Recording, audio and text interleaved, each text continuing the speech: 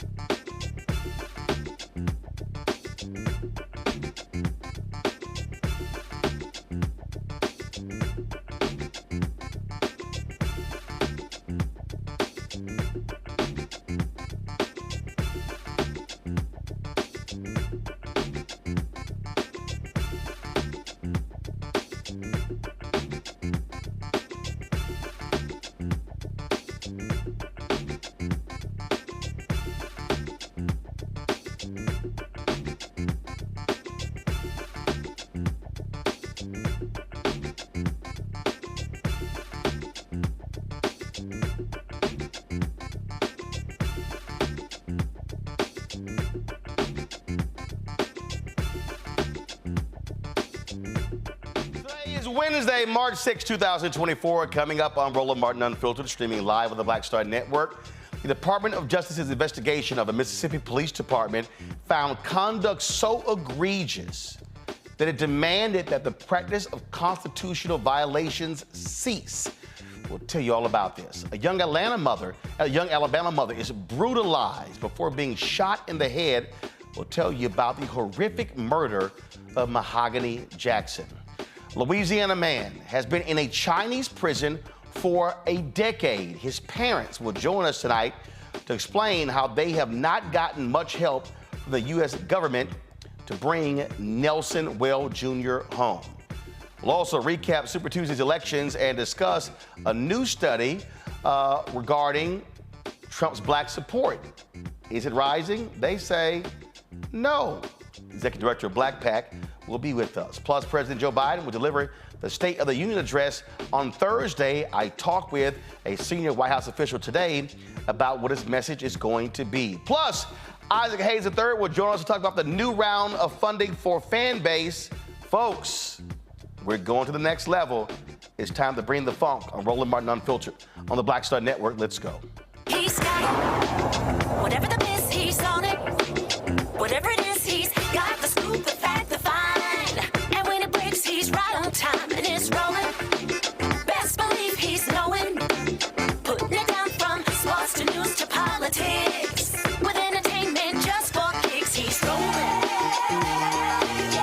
It's on go, y'all. It's Roland Martin, rolling with Roland now. He's funky, he's fresh, he's real, the best, you know he's Roland Martin now.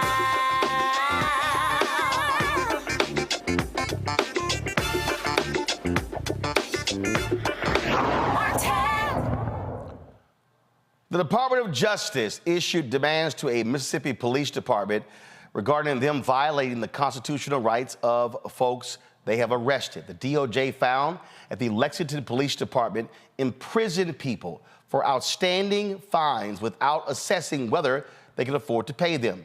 The DOJ said the practice must stop and the city must stop enforcing unlawful arrest warrants for people with outstanding fines. This announcement comes amid an ongoing Justice Department probe into alleged civil rights violations by police in Lexington, Mississippi. The investigation, which began in November, is focused on accusations of systemic police abuses in the majority black city of 1,800 people. I want to talk about this with my panel. Robert Patillo, he's the host of People, Passion, Politics, News and Talk 1380 WAOK out of Atlanta.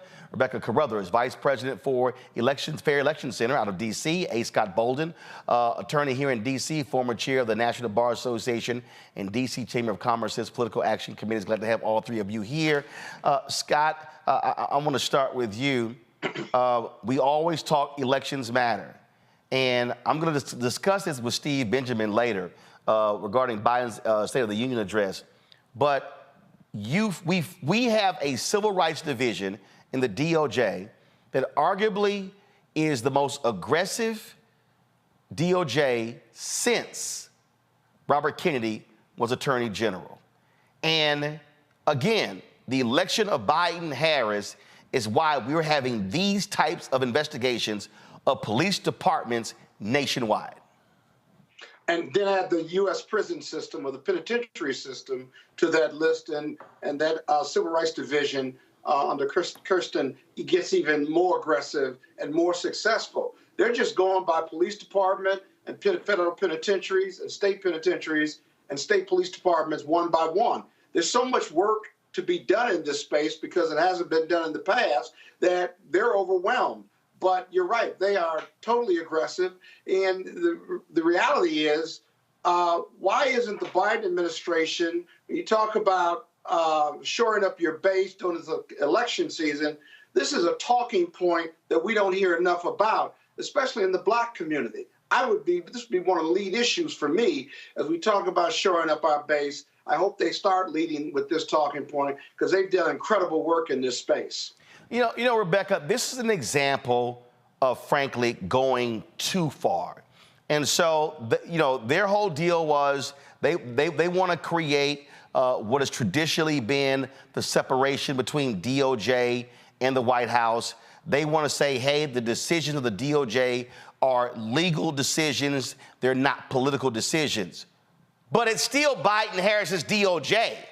It's still their attorney general. And so they should be touting these things. We should be hearing these announcements coming from the podium from Karine Jean-Pierre or even John Kirby. We should be hearing these things on a regular basis because they are holding people accountable. You know, the fact of being Black in America is both political and it also has legal implications. So if the Biden-Harris administration wants to reach out to Black people, they have to understand that by essence, our existence is political. So anytime you're doing things to protect Black people, in this case, those in Lexington, Mississippi, it has political implications. It's okay. We don't have to run from politics. And quite frankly, not saying that the DOJ should be politically motivated in determining whether or not to enforce the Constitution. But the Biden-Harris administration needs to make it known, hey, there are constitutional violations that are happening across this country. And as an administration, we're going to make sure that those who are being violated have recourse through justice. That's the point of justice. And the bottom line, Robert, for all Americans, whether you are African American, Latino, Asian American, Native American, white, you hope that there is a Department of Justice that will step in and examine issues if a local department, if a local DA, if the state doesn't do it. And so what's happening in Lexington, Mississippi is necessary, and thank God for an aggressive civil rights division that actually cares about American citizens, even if they have been arrested or if there are warrants or if they're imprisoned. Well, I also want people to remember what the Justice Department was just one administration ago, because we can't look at this in a vacuum. Remember when Jeff Sessions was Attorney General, that was not too long ago, he spent the assets of the Civil Rights Division of the Justice Department to go after discrimination against white students in the form of diversity and affirmative action programs. That is what they spent the time and the efforts of civil rights attorneys in the Department of Justice to do, to investigate discrimination against white students. We have to look at what Bill Barr did as Attorney General and all the other acting attorneys general that President Trump had, whose main purpose were to help him steal the election and maintain power while going after his political adversaries. That is what a poor administration can do when they are given the immense power of the Justice Department. We're seeing the opposite of that now with Christian Clark and with Merrick Garland and the Biden Justice Department actually using these tools for the express purpose that they were meant to, which is to protect the civil rights of African Americans. And we should use this as a springboard to pass even stronger and more powerful legislation,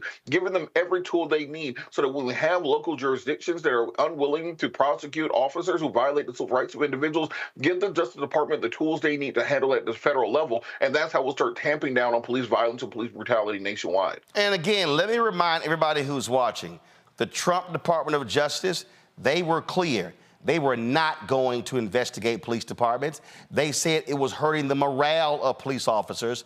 They wanted to pull back on consent decrees. So for all the people out there who are watching and listening, who are confused about what to do in this election, do understand a Trump Department of Justice would not be investigating these type of issues. They would not be investigating what's happening in local jails, in state prisons, or what's happening in federal prisons. In fact, last week, we've been having some issues getting the video, but last week, the Department of Justice Civil Rights Division, Christian Clark, who leads it, they announced what was happening in Mississippi prisons. And they were talking about the horrible conditions that we're seeing there and talking about what they're doing to fix those. And so, Mississippi, of course, is the blackest state in the union. This is the press release right here from the Department of Justice. So we got to understand, when they're talking about these investigations, they're talking about a lot of people who look like us. And so they found conditions in 3 Mississippi prisons violate the Constitution. It was a 60-page report, violates the 8th and the 14th Amendments, and it's the Central Mississippi Correctional Facility, the South Mississippi Correctional Institution, and the Wilkinson County Correctional Facilities house more than 7,000 people. And what they said here, Scott, was people living in prisons and jails have a constitutional right to safe and adequate living conditions. This is Acting Assistant Attorney General Benjamin Miser. Our investigation uncovered that people in these 3 facilities were subjected to violent and unsafe conditions in violation of the Constitution. And so, again, another perfect example of what happens when you have a federal Department of Justice holding states accountable for how they treat Americans. Yeah, especially if you're gonna punish somebody, that doesn't equate to inhumane treatment. These are still human beings, and so they've certainly been convicted of a crime, and they're going to prison.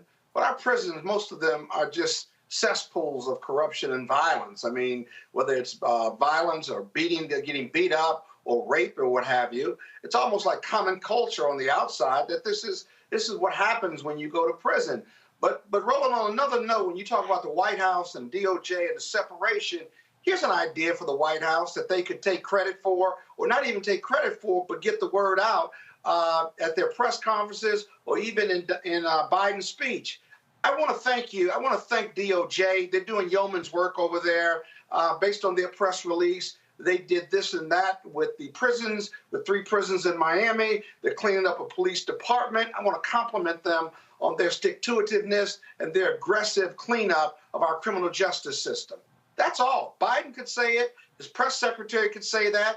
And you're getting the word out and taking credit for it without violating some separation issue politically or perception-wise. It is nonsensical to me, Rebecca, that we have talked more about the things the Civil Rights Division has done than any other media outlet in the country. Every time we see one of these press releases, and we run video of the announcements as well, and not just this, but also the targeting of redlining and housing discrimination. And I sit here, and I've actually emailed people in the White House saying, hey, are any of y'all paying attention? I mean, I've literally said, y'all talk about every damn thing else. How in the hell are you not talking about this here? In fact, go back to my iPad. This report follows the April 22 report on Parchman, Mississippi State Penitentiary, known as Parchman, where it says, quote, violated the constitutional rights of persons incarcerated there by subjecting them to violence, failing to provide adequate care for serious mental health needs, or adequate suicide prevention measures, and using prolonged restrictive housing in a manner that poses a risk of serious harm. I don't understand why Biden's top advisors are not making sure that he is mentioning this, or the press secretary. It's literally the dumbest thing I've ever seen.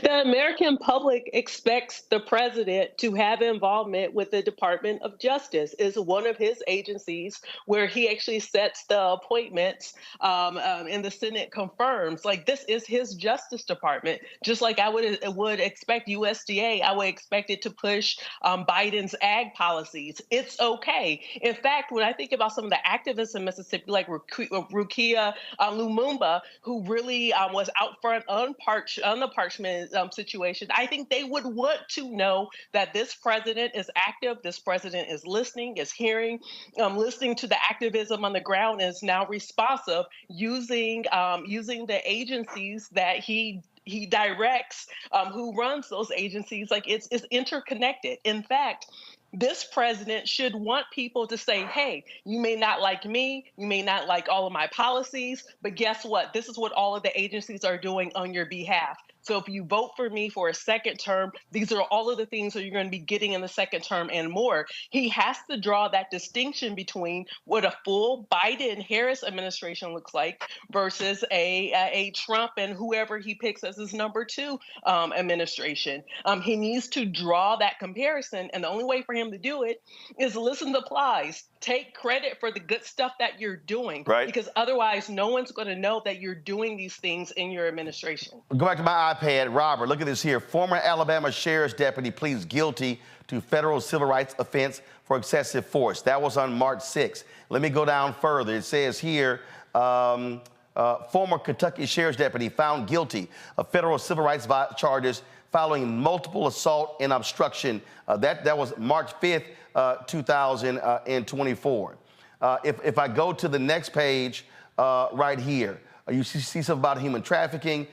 You see, let's go right here.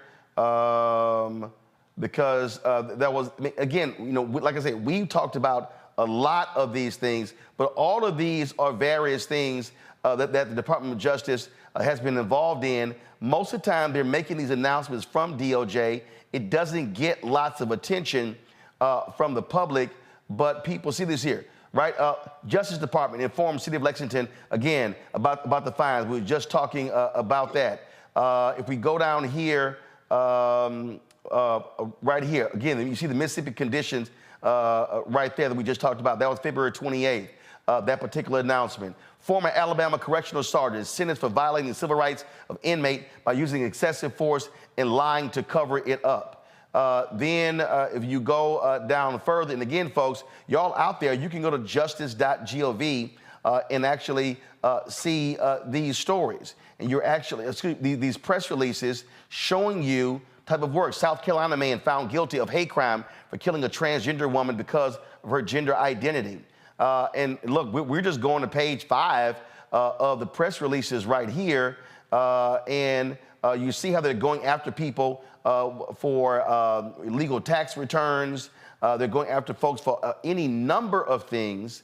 But again, there are a number of cases that we have talked about right here. Robert, Maryland corrections officer pleads guilty to conspiracy and destruction of records offenses related to cover-up of excessive force incident.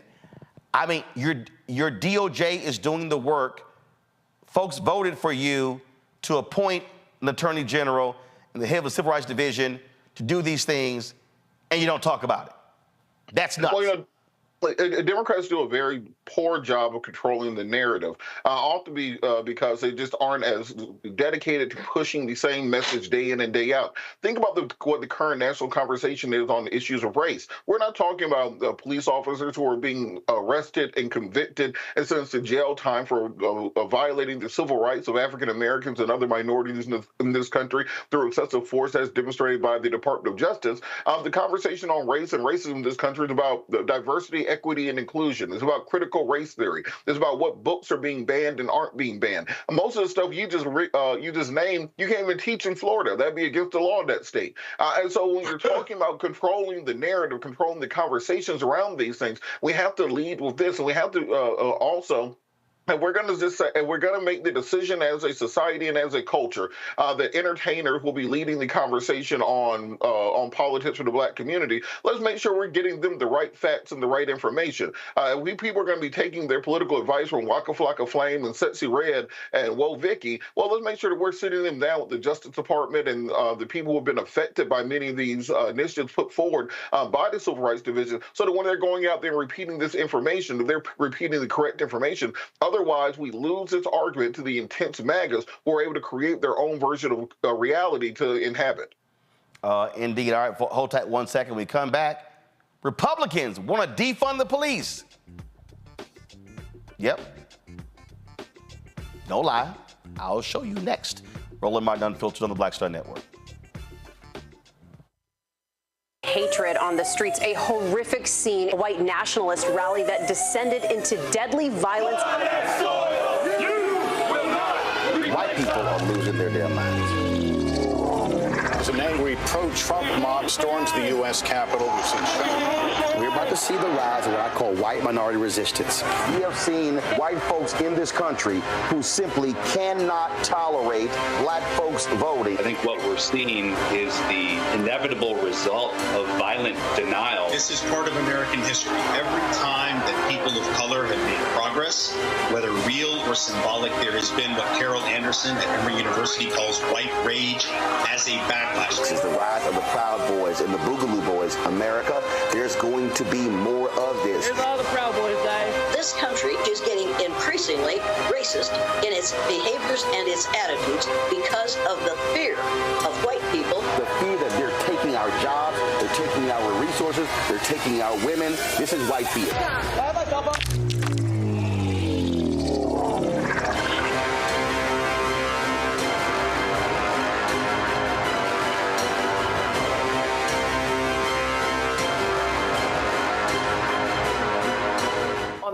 Get Wealthy with me, Deborah Owens, America's Wealth Coach, I'm sure you've heard that saying that the only thing guaranteed is death and taxes.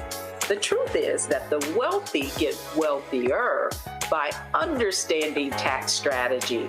And that's exactly the conversation that we're going to have on the next Get Wealthy, where you're going to learn wealth hacks that help you turn your wages into wealth. Taxes is one of the largest expenses you ever have. You really got to know how to manage that thing and get that under control so that you can build wealth. That's right here on Get Wealthy, only on Black Star Network. I'm Faraji Muhammad, live from LA. And this is The Culture. The Culture is a two-way conversation. You and me. We talk about the stories, politics, the good, the bad, and the downright ugly. So join our community every day at 3 p.m. Eastern and let your voice be heard. Hey, we're all in this together. So let's talk about it and see what kind of trouble we can get into. It's The Culture. Weekdays at 3, only on the Black Star Network. Farquhar, executive producer, Proud Family. You're watching Roland Martin Unfiltered.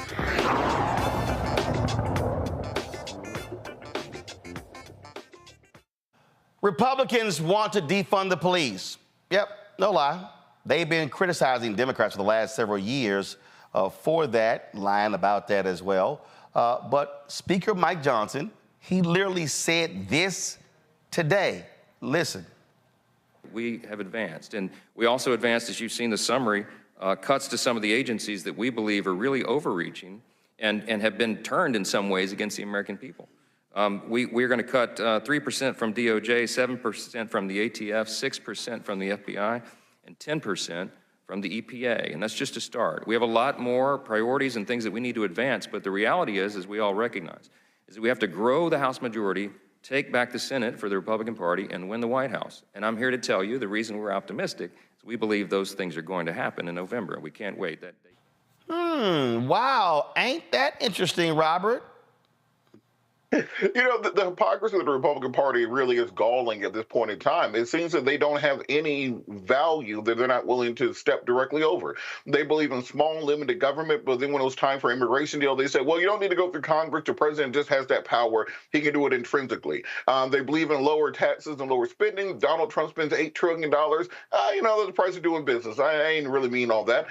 They say, well, we're pro-life through and through. And then when it starts polling badly and they lose some elections, they say, well, when we say pro-life, we meant like a certain number of weeks, then it will count, or whatever will get us through this immediate moment. And this is just another example of this. We've heard years the rhetoric of Republicans saying that they supported law and order. Then the minute that Donald Trump got arrested, they decided that they were against the FBI, they were against the Department of Justice, they were against anybody who could investigate them. The entire legal system is completely corrupt. It needs to be destroyed from the inside out.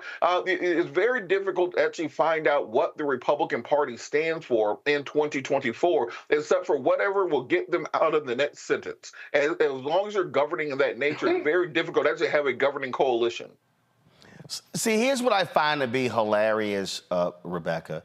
And Robert, we know you love your guns. They've hated the ATF since the raid on Waco and David Koresh in 1992. They've despised the ATF. So now they're mad about the DOJ and the FBI because they're investigating Donald Trump, who chose to do illegal stuff. All right? We know they hate the Environmental Protection Agency, and so they're targeting the DOJ, the FBI, EPA, and the ATF. I mean, hell, go ahead and go for it all. Just go ahead and defund the Secret Service and the DEA while you're at it. The IRS, the rest of them. Like, I always wonder, if you're going to defund all these other stuff, defund some of these college loans that people are paying back then, if you're going to do something. Here's the bottom line, is that once again, the Republican Party is showing that they're not serious with having true policy solutions to help the American people. That's the first thing. The second thing is, as much as he's saying this, you know what? I wish reporters will push back and say, okay, these are the things you want to defund. But by the way, let's talk about Project 2025 and the plans that Republicans are putting together with how they would unleash an attack against civil liberties in this country for the American people. So, like, while I hear what he's saying. I'm more concerned about the stuff that they're trying to do quietly, because quite frankly, there's a clear contrast between if you're going to have a Democratic-led House and Senate versus having a Republican-led House and Senate. And I think that Democrats should take advantage of these moments and actually show clear distinctions and start talking about, hey, this is what we'll do if you all vote to put us in charge in 2025. And this also is one where, frankly, Scott, Democrats should be far more aggressive at hitting Republicans, showing their hypocrisy, and showing how fraudulent they really are. They'll run that video of that press conference that you just ran and said Republicans want to defund the police, and just run it over and over again. And while you're doing that, overlay that with a video of Donald Trump's folks beating the hell out of cops on January 6th. Exactly. And you know, there's another agency they hate too, and that's DOE. So they got a lot of agencies that they hate, but serve services their constituents. But here's a research project, Roland. What about this? Name me one Republican-driven bill where the Republicans held hearings, worked with Democrats in a bipartisan way, and passed a piece of legislation that helped America, helped their red states and blue states. Can you name one? Well, first of all, the House. I can't name one. The House has only moved about 30 bills. That includes renaming of post offices. So they frankly haven't done jack in the past year. Right. And not only they party or no, but they do these investigations and they get on TV and they do all these other things. But if I'm a Republican elected congressman or woman, what am I doing? What's my job? I fundraise consistently for 2 years. I get on Fox News. I fight the president. I say no to everything. I play politics, right? But a substantive investigation or a substantive piece of legislation that is Republican-led and driven, that leads America, name one bill that does that, that's got the Republican lead on it. And I just can't name one. I guess you've been kicking it with Texas Congressman Chip Roy, because this is what he said on the House floor. The gentleman from California. I'm sorry, California. I would note that we've only really had now 2 people speak in opposition to the bill out of the 40 minutes that's been on the floor. And that's just the reality of what we deal with here. The fact of the matter is all of this is a shell game. Last year, Republicans were presented with a bill that was supposed to cap spending at $1.59 trillion. Now we have legislation that will do no such thing. Republicans will go around and they'll talk about how they scored major wins, how they somehow delivered for the American people. The fact of the matter is, we did no such thing. We signed up for caps at $1.59 trillion. We could have had $1.56 trillion if we would have passed a CR this year that would have triggered the caps. Limit safe growth that we passed was $1.471 trillion, but we're not doing that. We're going to blow the lid off of caps at $1.66 trillion. That's what we're actually going to do. While my Republican colleagues are going to run around and say that they somehow delivered cuts by saying $24 billion in cuts off of a CR that not one member of this body could come down to the floor and explain. And I would take that challenge. If any member of the body can come down and explain to the American people in terms that they can understand, explain it, exactly what the cuts look like. Because what you'll get are things like, oh, we cut 7% out of the FBI. But what they won't tell you is 95% of that cut is eliminating an earmark from Richard Shelby, because Richard Shelby is no longer here to defend his pet project building back in Alabama. And they're going to say, oh, look, we're cutting the Department of Justice and the FBI. But the truth of the matter is, we didn't get any of the major wins that we worked all last year to get.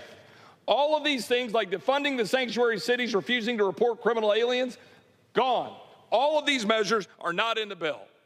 I rise in opposition to this legislation. I hope my Republican colleagues will oppose it. We deserve to deliver for the American people the way we said we would, to cut spending and secure the border of the United States. Well, that's right there is an ad. We didn't do jack. How you pour that up like that? That was good. That was good, because you didn't know what I was going to say at all. This ain't my first rodeo. I've done it before, Scott. That was good. I like that. Go right ahead. Go on with your baby. That's how we do it here. All right. That's how we do it. All right, got to go to a break. We come back. A brother's been held in a Chinese prison for 10 years. What is the State Department doing to get him out? We'll talk with his family next. And also, North Carolina Republicans have nominated a crazy, deranged, sick, and demented black man as their nominee for governor. Wait till we show you videos of him saying, first of all, he's a Holocaust denier. He said the civil rights movement wasn't jack. And ladies, guess what? He said, y'all should not have the right to vote. Oh, yeah, I got all of it. Let me go show you right here in Roland Martin Unfiltered on the Black Star Network. Be sure to join our Black Star Network, Bring the Funk fan club. So you're checking money order to P.O. Box 57196, Washington, D.C. 20037-0196. Cash App, $RM Unfiltered. PayPal, R Martin Unfiltered. Venmo is RM Unfiltered. Zelle, Roland at RolandSMartin.com. Roland at RolandMartinUnfiltered.com. We'll be right back. Next on the Black Table with me, Greg Carr. Democracy in the United States is under siege. On this list of bad actors, it's easy to point out the Donald Trumps, the Marjorie Taylor Greens, or even the United States Supreme Court as the primary villains. But as David Pepper, author, scholar, and former politician himself says, there's another factor that trumps them all and resides much closer to many of our homes. His book is Laboratories of Autocracy, a wake-up call from behind the lines. So these state houses get hijacked by the far right, then they gerrymander, they suppress the opposition, and that allows them to legislate in a way that doesn't reflect the people of that state. David Pepper joins us on the next Black Table, here on the Black Star Network. Grow your business or career with Grow with Google's wide range of online courses, digital training, and tools. Gain in-demand job skills with flexible online training programs designed to put you on the fast track to jobs in high-growth fields. No experience is necessary. Learn at your own pace. Complete the online certificate program on your own terms.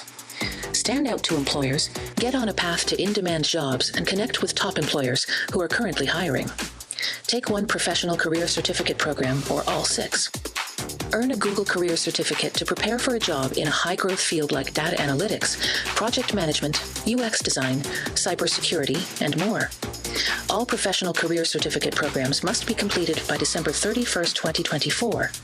Scan the QR code to complete the application. There are 1,000 scholarships available. Grow with Google and J. Hood and Associates. Be job ready and qualify for in-demand jobs. For the last 15 or maybe 16 years, 18 years, I'll say, since when I moved to LA, I hadn't had a break. I hadn't had a vacation, probably a week vacation here or there. Right. This year, after I got finished doing Queen Sugar and we wrapped it out, because I knew I had 2 TV shows coming on at the same time, I said, I'm going to take a little break. So I've been on break for the first time, and I can afford it. Praise God. You know what I'm saying? Right. So I can afford it. I'm like, I can sit back and ain't got nothing to worry about, man. But this was the first time in almost in 2 decades that I've actually had time to sit back and smell the roses.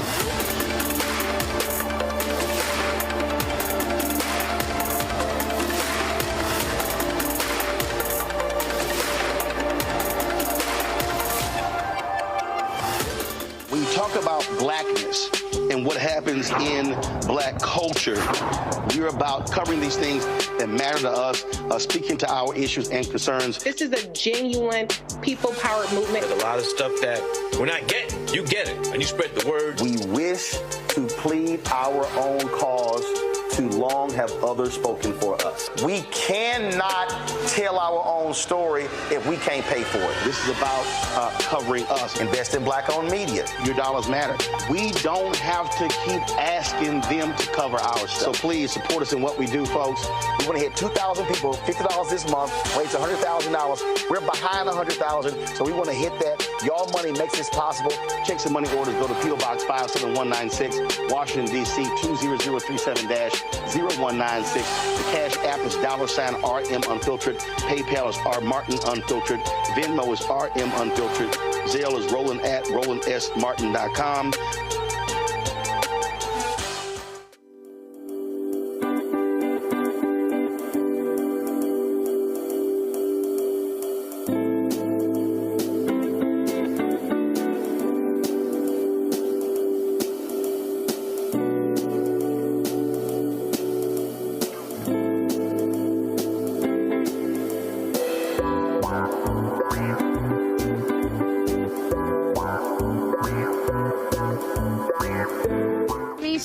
celebrate with Sammy Roman. I'm Dr. Robin B., pharmacist and fitness coach, and you're watching Roland Martin Unfiltered.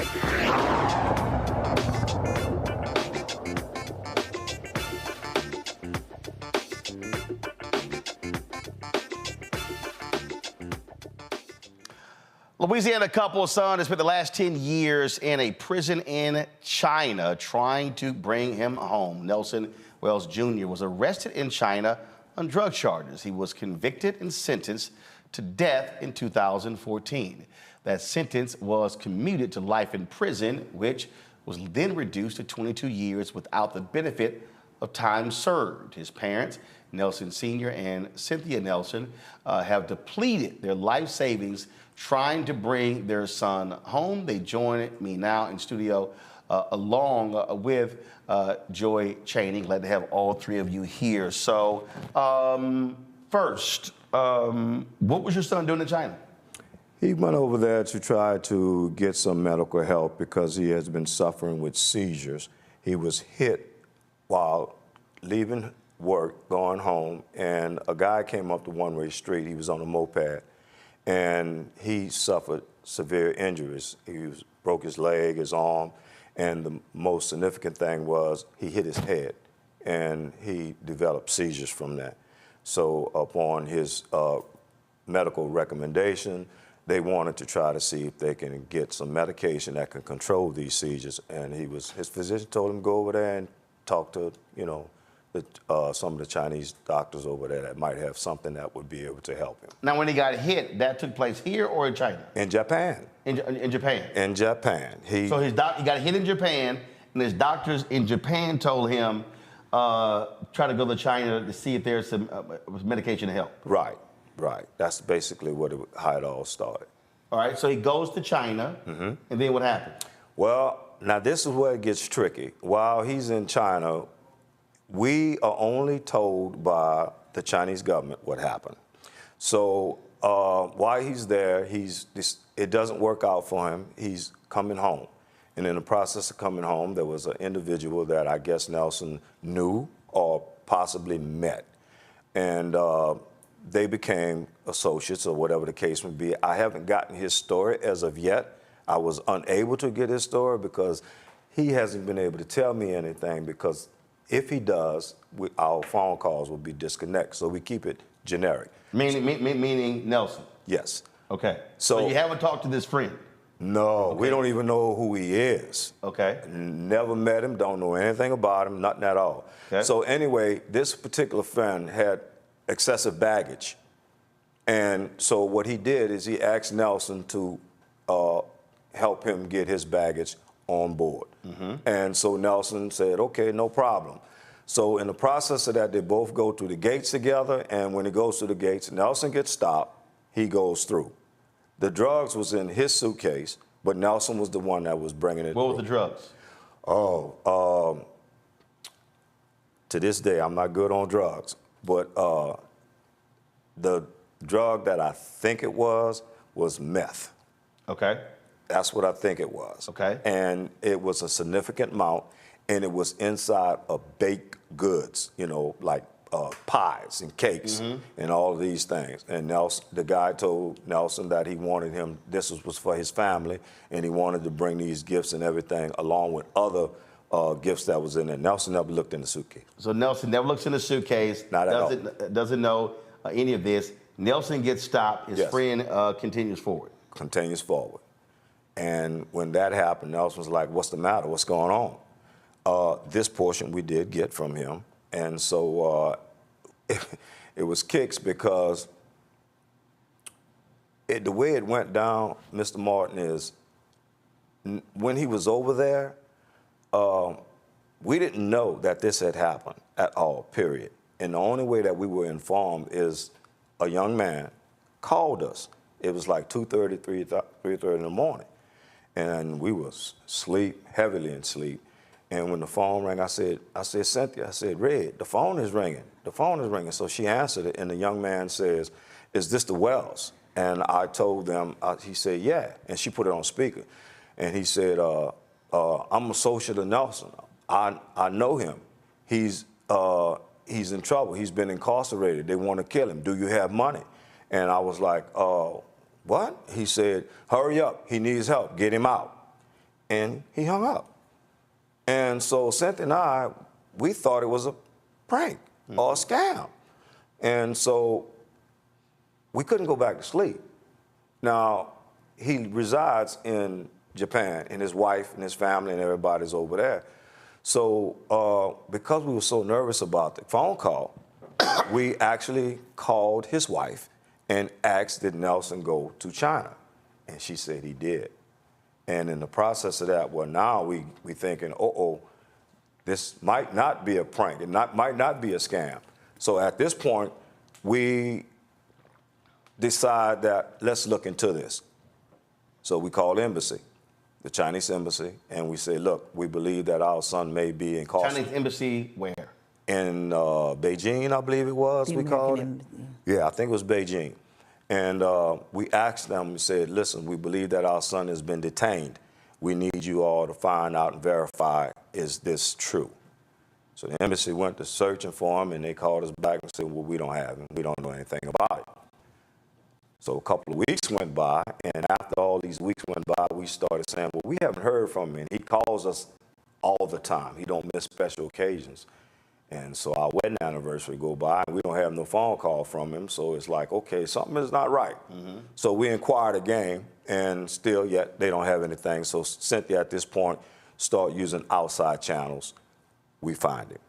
And in the process of finding him, then we verify that this is true with Mr. John Cam, who's in San Francisco. He said he's not on my list, but he is there. So we then, in turn, forward this information to the embassy. The embassy goes find him. And as they find him, they come back and say, yeah, this is true. He's there. And we will do whatever we can to help y'all in this process. So at that point, Nelson is in the detention center. And I think 6 months go by. We are not in contact with him at all. So eventually, after about another 3 months, we finally get a phone call from Nelson, and he says, Mom,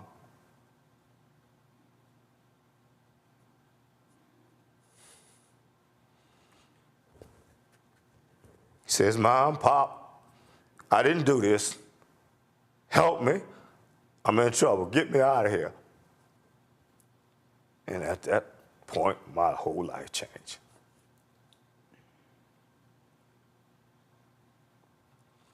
So now this is a reality. This is no game. We have no political contacts. I don't know what I'm gonna do to help my child. I feel helpless, weak. You know, so we get back in touch with the embassy, and we ask them to give us all the support and assist. We ask them, well, is there some lawyers y'all can help us out with? And this is kind of hard for Mr. Martin, so bear with me. He says, you tell me, they say, no, we can't do anything like that. All we could do is give you a list, and y'all can go from there. So Cynthia and I, we go down that complete list, and the lawyers that we're speaking with, you know, their language is English is, you know, it's a barrier. So as we going back and forth, they say, well, send this, send that. We sent pretty much all our savings to lawyers. Some didn't do anything. Some just... Now, lawyers there? Yes, sir. Okay. All right. Chinese. So you're paying for lawyers there? Correct. All right. While this is happening, first of all, where are you in Louisiana? We live right now in Houghton, Louisiana, which is in Bossier, Shreveport area. Are you communicating with your member of Congress, your two United States senators, and what are you getting from them? Well, to this day, it took us a long, hard road to get to them.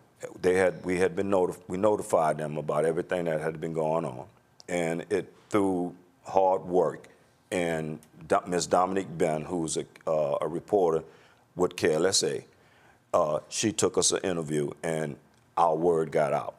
So now hold on. Before that, I take it you're calling, you're emailing, you're writing, and No help. Your members of Congress are not responding? Nobody.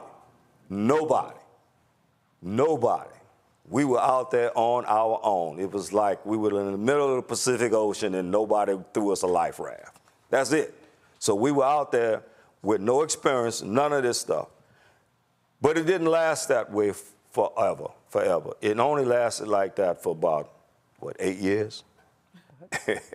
And it's a long story, Mr. Martin. It took 8 years for y'all to, to connect with them, for them to listen? Yes. $80,000. Yes. So with that being said, Say it again, you said how much? Over $80,000. I depleted my savings, $80,000. I'm a retired veteran and disabled vet, and I was living comfortably until this happened. I told you, my whole life changed. So bring Joy in here. So Joy, you then, how do you come into this story? So Mark Morial, I was working, and I've been on your show before. I was working for Mark, and Mark and Mr. Wells are lifelong friends. Mr. Wells had reached out to Mark. At the time I worked for him, he asked me to do some work on it, and then I continued working on it, and even after I left the Urban League, I took them on as pro bono clients, along with a man named Peter Humphrey, who he and his wife had been in a Chinese prison from Britain, and they were released, and so Peter has dedicated his life to helping other families not feel so alone and to navigate this quagmire. It's very difficult. So with him in London and me in the United States here in Washington, D.C., and with so many friends that have come from that, including new friends, Angelo Greco, others, we have been making some traction. Yes. And when we say make some traction, yeah, how so? Let me tell you about it. So this week we're in D.C. and we're meeting with our members of Congress. The Wells's congressman happens to be Mike Johnson, who is now Speaker. Your member of Congress is the Speaker of the House. Yes. How fortuitous. And then, of course, our two senators from Louisiana, Senator Kennedy and Senator Cassidy. The attention from the press and others, and Ms. Dominique Benn certainly focused everyone's attention on this case. And with that, we were able to get responses. And now we have our senators, as well as others, including Troy Carter. Everyone is focused, and we are starting to get high-level conversations with the State Department, with others in the Chinese, in the People's Republic of China, and others to try to see what kinds of negotiations, what kinds of conversations can happen to help Nelson. Have y'all actually sat and met with Speaker Johnson? No, but what I can say Not is in person, this. But what I can say is this. Before Speaker Johnson became Speaker Johnson, he called me personally on the phone, and we had a 2.5 hour conversation. And in that conversation, he understood what I was asking for, and he promised me. He said, I will do everything in my power to assist you and your family in bringing your son home. Have y'all had direct conversation with both United States senators? We have. So today we met with Senator Cassidy in person in his office. Is that the first time y'all met with him? Yes. It is the first time. So in 10 years, this is the first time you met with one of your two United States senators? Yes. Yes, that's true. This is true. What about Kennedy? Not in person. Not in person. But we have spoke with his staff. No, have you talked to him? No, sir. Not Kennedy. So in the decade, you haven't talked to Kennedy. You're here. Is his office setting up time for y'all to meet with him? We're working on it. We've met with his staff. And, you know, no, that's the staff. I'm talking about him. We hope to meet with Senator Kennedy soon. But we did meet with Senator Cassidy. We've had long conversations with Speaker Johnson. And I know you might say, well, why am I not holding their feet to the fire? No. I'm just putting it out because I want to understand all of the details. Those are the details here. And so we have not met with Kennedy. Gotcha. All right. So what are your conversations? Who are you dealing with at state? We are working with the counselor. Counselor Affairs. We don't give names, but we have been working with our State Department officials, with American Citizen Services, with the Office of Counselor Affairs in the State Department, and others. But I think the point is it has taken 10 years to get this type of traction. And for those out there wondering, what does this have to do with you? You could be traveling anywhere in the world, and if something happens to you, especially in a country where our diplomatic relations are not always the strongest, you could be out there on your own. There is not a lot of recourse for you, and we've had to make everything up on our own, generating our own press, generating our own interest. And it's not like someone immediately comes and says, here, I want to help. We have a website, nelsonwellsjr.com. I encourage you all to take a look at it. Hopefully you all will put it in the notes. And we, have a GoFundMe page and more about our story there. But it has taken 2 years of my dedicated work, Mark's dedicated work, but 10 years of this family's prayers and dedication to even get to the point we are at right now. Well, the reason I was asking those questions is because go to my iPad. About 18 years ago, when Dallas Austin was arrested for a small amount of drugs in Dubai, they were going to throw him in prison for a very long time.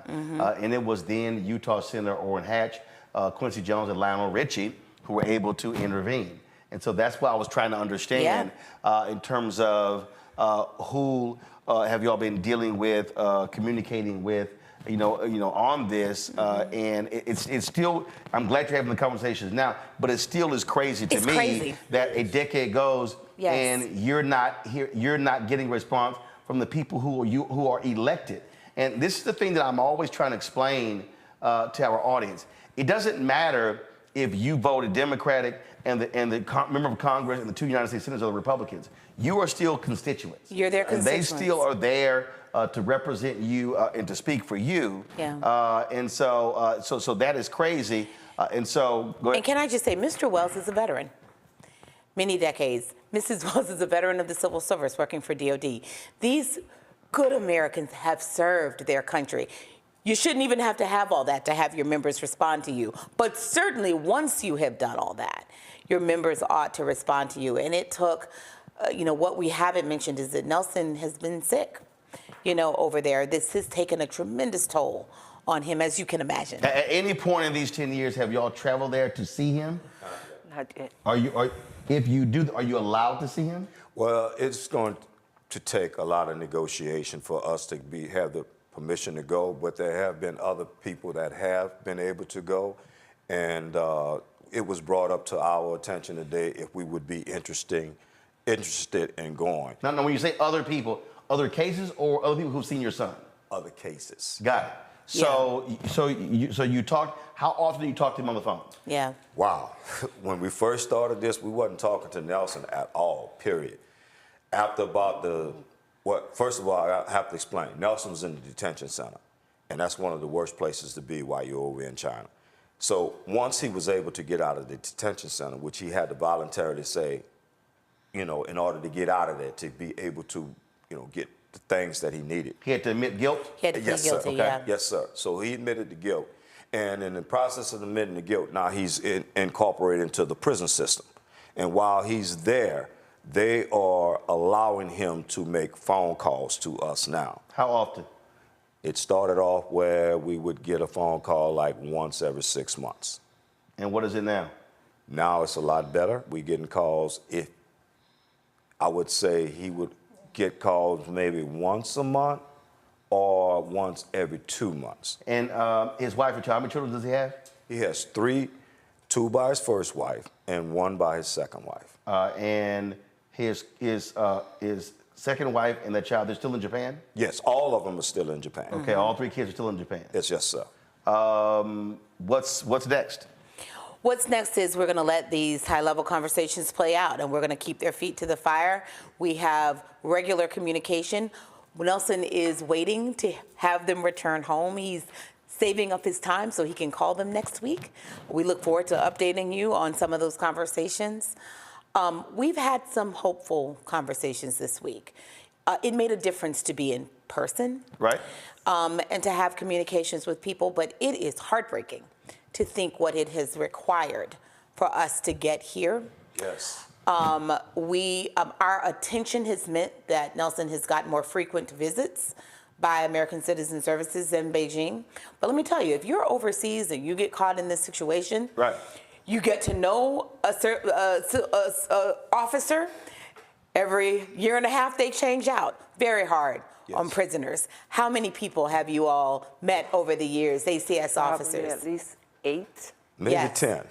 Maybe 10. When that happens, you have to almost start over. Because it's every 6 months to a year. And Nelson's been there 10 years. So, so we understand, and we're about to wrap up here. Yeah. So he was arrested in 2014. Yes, sir.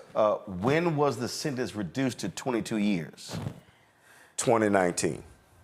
And those 5 years, there was no time served. No time served. Yeah. So, so from 2019, you got to add. So you're talking about He'll be released 2042. 2041. He'll be released in 2041. He'll be almost 70 years old at that point, which Wow. that is, and then for someone who's been ill, that is not likely that he would, and I hate to say that in front of his parents, but we know this. We are fighting for his life. We are fighting for Nelson Wells Jr.'s life, and we really need you all to fight for his life as well. I really would love for you all to take a look at our website, nelsonwellsjr.com, figure out a way that you can help this family. And also, we need your prayers. Yes. We need your prayers. We'll take that too. We'll take that too. Final comments. I'm just thank everyone that has helped us this far with the prayers, the monetary donations, the work that they've put in. But we just got to keep pushing because, like Nelson said, Mom, if you don't hurry, I'm going to die. I don't want to die here. So please, please help him to get back home. I've never met 2 of his children, so we would love to come meet them. You know, it's just been a long journey, and of course we had to close our mouth with the threats, you know, don't talk about it. So that too played a part on, you know, getting it out public. But just continue to pray and go to our website, and thank you. Thank you, Mr. Rowland. Thank you, we really appreciate it. Well, I appreciate it. Certainly keep us abreast of what happens, and we certainly hope this comes to conclusion and you'll be able to see your son, Nelson, as soon as possible. Thank you, Mr. Martin. All right, we appreciate it. Folks, we'll be right back. Roland Martin Unfiltered right here on the Black Star Network. On the next, A Balanced Life with me, Dr. Jackie, just who do you think you are? And maybe more importantly, who is it that you think you're trying to please? The answer to that second question is really wrapped up in the first. Think about that, being the true, authentic you, no matter the circumstance. But we learn the art of forgiveness, not only of forgiving one another, but forgiving ourselves.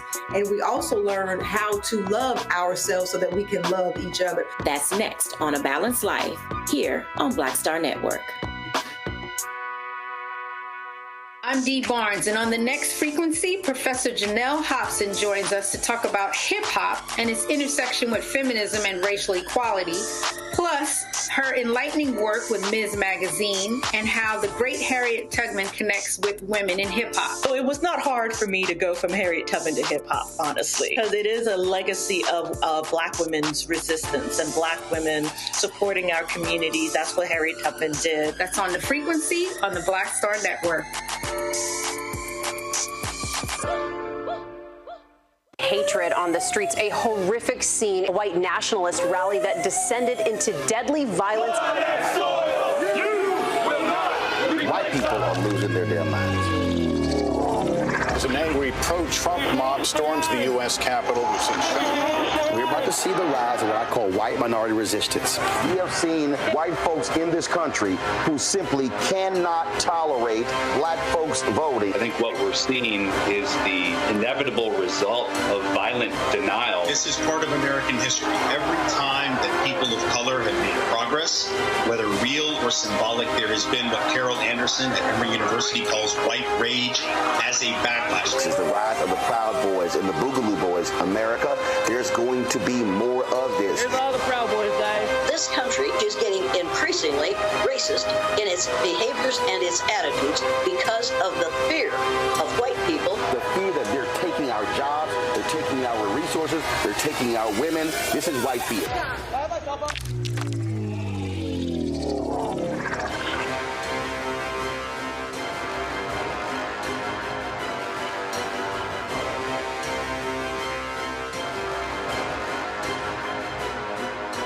Ron Murray, the executive producer of the new Sherry Shepherd Talk Show. You're watching Roland Martin Unfiltered.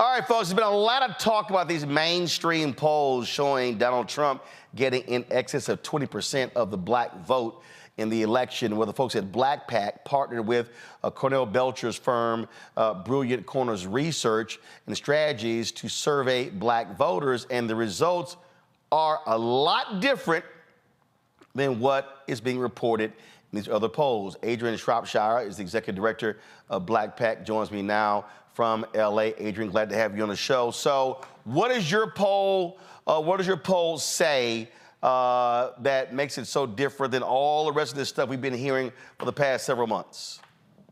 So we have actually been polling and doing focus groups for the last 6 months.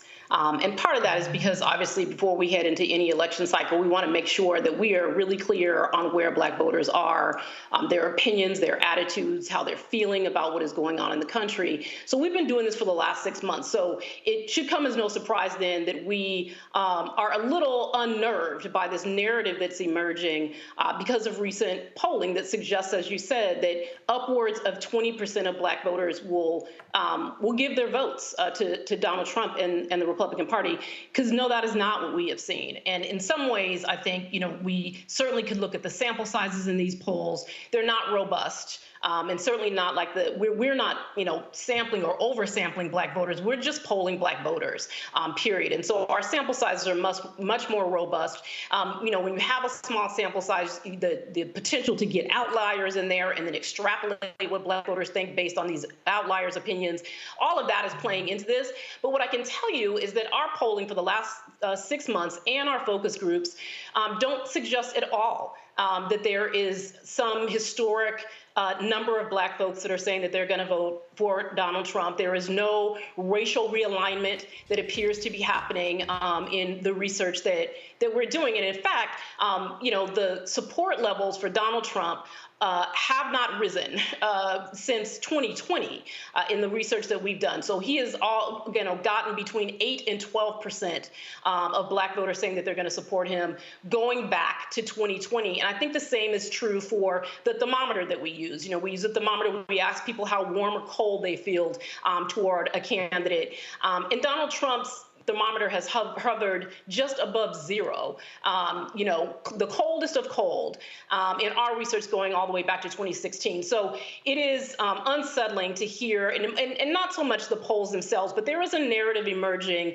that suggests that black people are going to do something that the actual voter turnout data doesn't say. So we can look at the polls and what people are saying, but we actually need to look at what happens and what has happened on Election Day when black people have been asked to turn out and support either Donald Trump or the Republican Party, because those numbers are strikingly and not surprisingly much lower than what any mainstream media poll has said. So, and again, we look at these other polls. We are a fraction of those polled. Well, that's a lot different. Your poll, we are the entire poll. So you're getting a much better and robust understanding of black people and their thoughts and perspectives in your poll because it's just black people. It is not, yeah, that's right. It's just black folks. And so you're going to get a range of opinions. And I think that, we always say, because we know this, that black folks are not a monolith, and that is true. But there are some things that black people have agreed on. There are some things that are very clear to us in terms of what is at stake. And this is the other thing that that just rings true for us. And obviously is, the opposite of what the mainstream polling is saying. We've been asking this question for the last 6 months. What is the biggest threat to the black community? We ask it in our polls and we ask it in our focus groups. And the number one answer is the reelection of Donald Trump, followed closely at number 2 by white supremacy. Those two things are not unrelated in the minds of Black folks. So Black people are very clear about the threat that Donald Trump poses to this country. They're very clear about the threat that he poses to American democracy, but they're also really clear about the threat that he poses specifically to our community. And so it is hard for me to believe that people who believe that Donald Trump is the single greatest threat to the Black community are also somehow then going to give him 20% of our vote above and beyond what we have done for him or Republicans over the last several election cycles. This right here, go to my iPad, the slides that y'all presented, and you're showing actual results. 2016 exit polls show 8%, Pew said 6. In 2020, exit polls showed 12, Pew said 8. And then in 2022, exit polls show 9, and it was 6. But one of the things that pollster Terrence Woodbury show is that it does. Now this is what I try to explain to people. This is national overall, but depending upon the state, that's different. So he said that Trump did better among African Americans, especially Black men in North Carolina, and the spillover that affected Tom Tillis. And so I'm always trying to explain to people, when you see these polls being discussed on television, they sort of mean nothing, because a presidential election are state elections. It's really what's happening in Georgia, North Carolina, Pennsylvania, Wisconsin, as opposed to, across the country, because the reality is the election is going to come down to about 7 or 8 states. Mm-hmm. Yeah, so so our polling is both national polling and battleground polling. So it is trying to get a specific lens on the individual states, where we know that we know those states are going to determine the outcome of the election, but we also know that Black voters will be determinant in some ways in many of those states. I mean, what I will say is the numbers that you showed, the sort of exit polls versus Pew, the Pew numbers are the actual after the fact data, right? So it is going back and looking through who actually showed up, right? And not just the exit polls, which are always slightly higher than the actual turnout numbers and support numbers. So when we look at the Pew numbers, those are the ones that we use to say that this is what happened on Election Day, not the exit, because the exits are always a little bit off. The thing that I will say, though, is that even when we look at the individual states, we aren't seeing, again, like what the national polls are suggesting right now is actual racial realignment within the parties. There is nothing to indicate, not right now, or again, over the past several election cycles, that suggests that Black people are going to somehow, in record numbers, shift from one party to another. Now, that doesn't mean that Democrats don't have challenges, right, in this upcoming election cycle. But the challenge is not based on our research for the last several months and over the last few years, does not suggest that their biggest problem is actually Donald Trump and the Republican Party. Well, one of the things that your survey showed is that the concern that Biden Harris should have is from third party. But that's also contingent if they actually qualify for the ballot in that particular state. Earlier, we were discussing why the Biden administration and the campaign, they're not focusing on the great work of the Department of Justice Civil Rights Division, and why they're not touting those things. And so we talked about narrative, messaging, misinformation.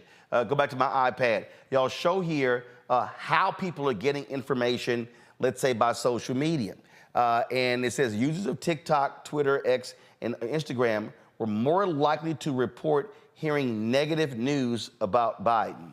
Now, granted, social media is not representative of the entire country, but it is the echo chamber, if you will. And so really what your poll is saying to Biden-Harris campaign, y'all better step the hell your game up on these social applications where you are in the mix touting what you are doing. Otherwise, you're allowing others to define who you are and what you've done.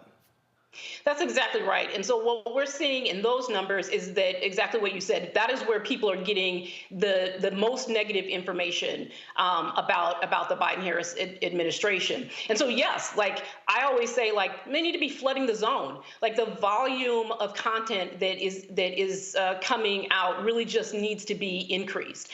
In part because people really do want to know the information. When we're in focus groups and we say to people, you know, are you aware of what the administration has done? Most people will say no. You present them with a list of all of the accomplished and across, as you say, not just in one area, right, but in a lot of areas. When you present that to people, people are pretty surprised. They're pretty surprised to learn it. The sort of emotional reaction goes from, you know, being angry that they don't know. And part of that anger is because people don't want to be out here saying things that aren't true. And they feel like the campaign and you know, those of us who run independent organizations have an obligation to actually get them the truth. And that is absolutely, you know, on the campaign and all of the surrogates that are a part of the campaign. But that information needs to increase because people appreciate it and it changes their perspective. Right now, they sort of are getting information from one place. They're getting Fox News talking points, right? The number of folks that sit in our focus groups and actually repeat back Fox News talking points, even though they don't watch Fox News, it's because those talking points and that messaging is showing up in their social media feeds. And while social media might not be fully representative, it is the place where the majority of people are saying that they're getting their news and information right now. Yep. So if you're looking for news and information, the majority of folks, at least in our polling, are going to social media first. Last question before I go to my panel, and that is this here.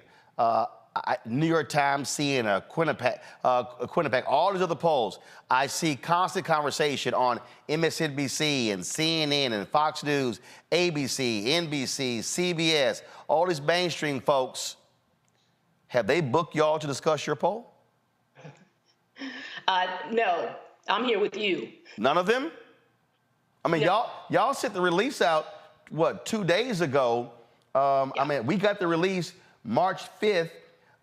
Talking about this. And all of these places have been talking black men, black people. So none of these people have booked y'all?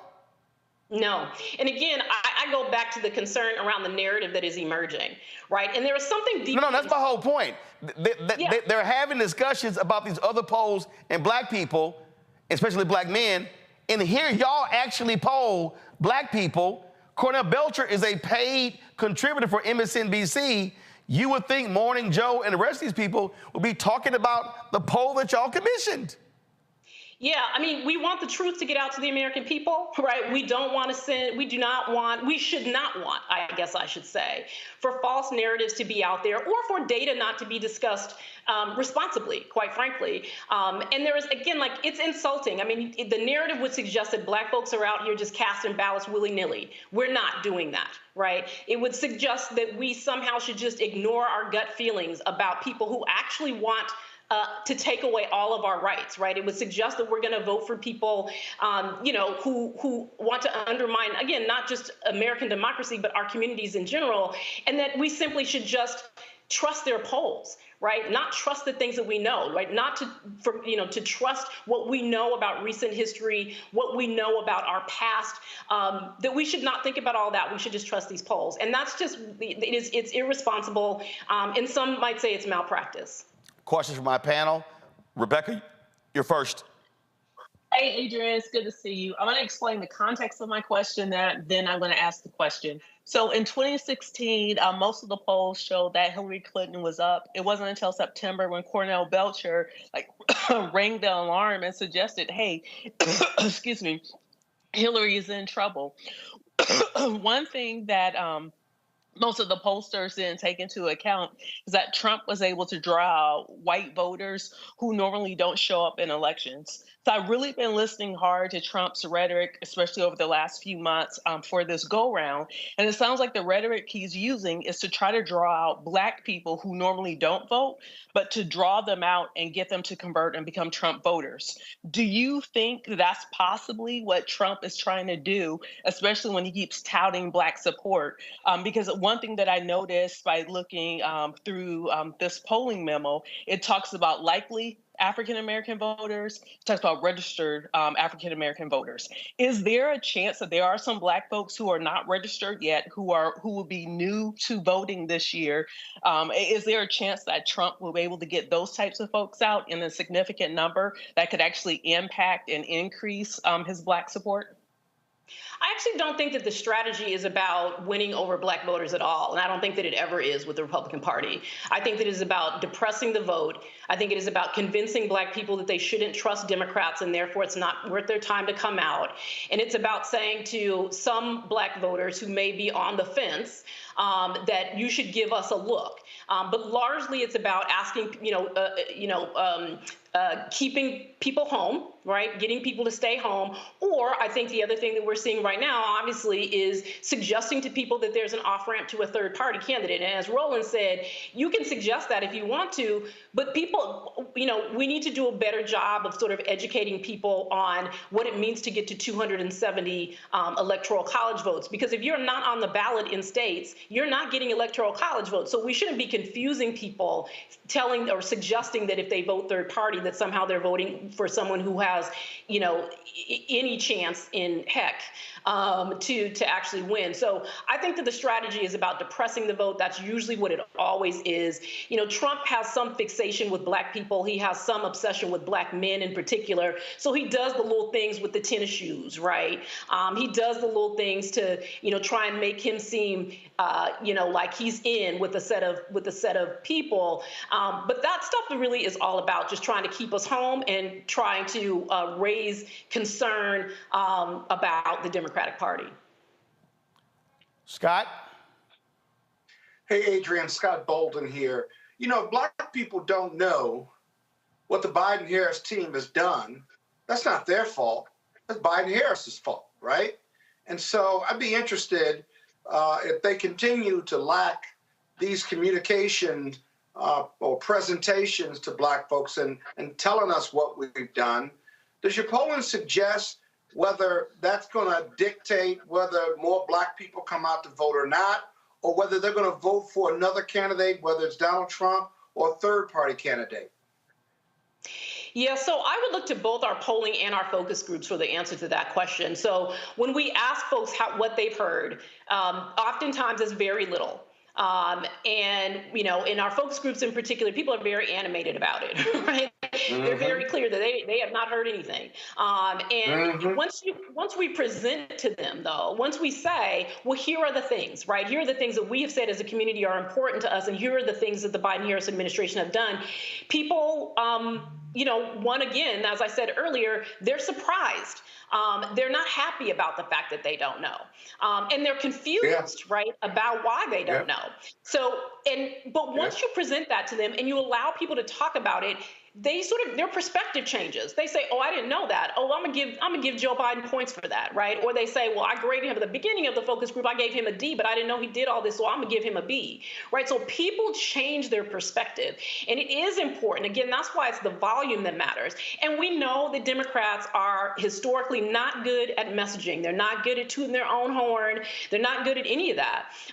In a focus group a couple weeks ago in Detroit, a man said, you know what, Joe Biden needs to start running his mouth. And that's exactly what people want. They said Joe Biden needs to start bragging, like say all of the things, because we know what Trump said he did, whether he did it or not.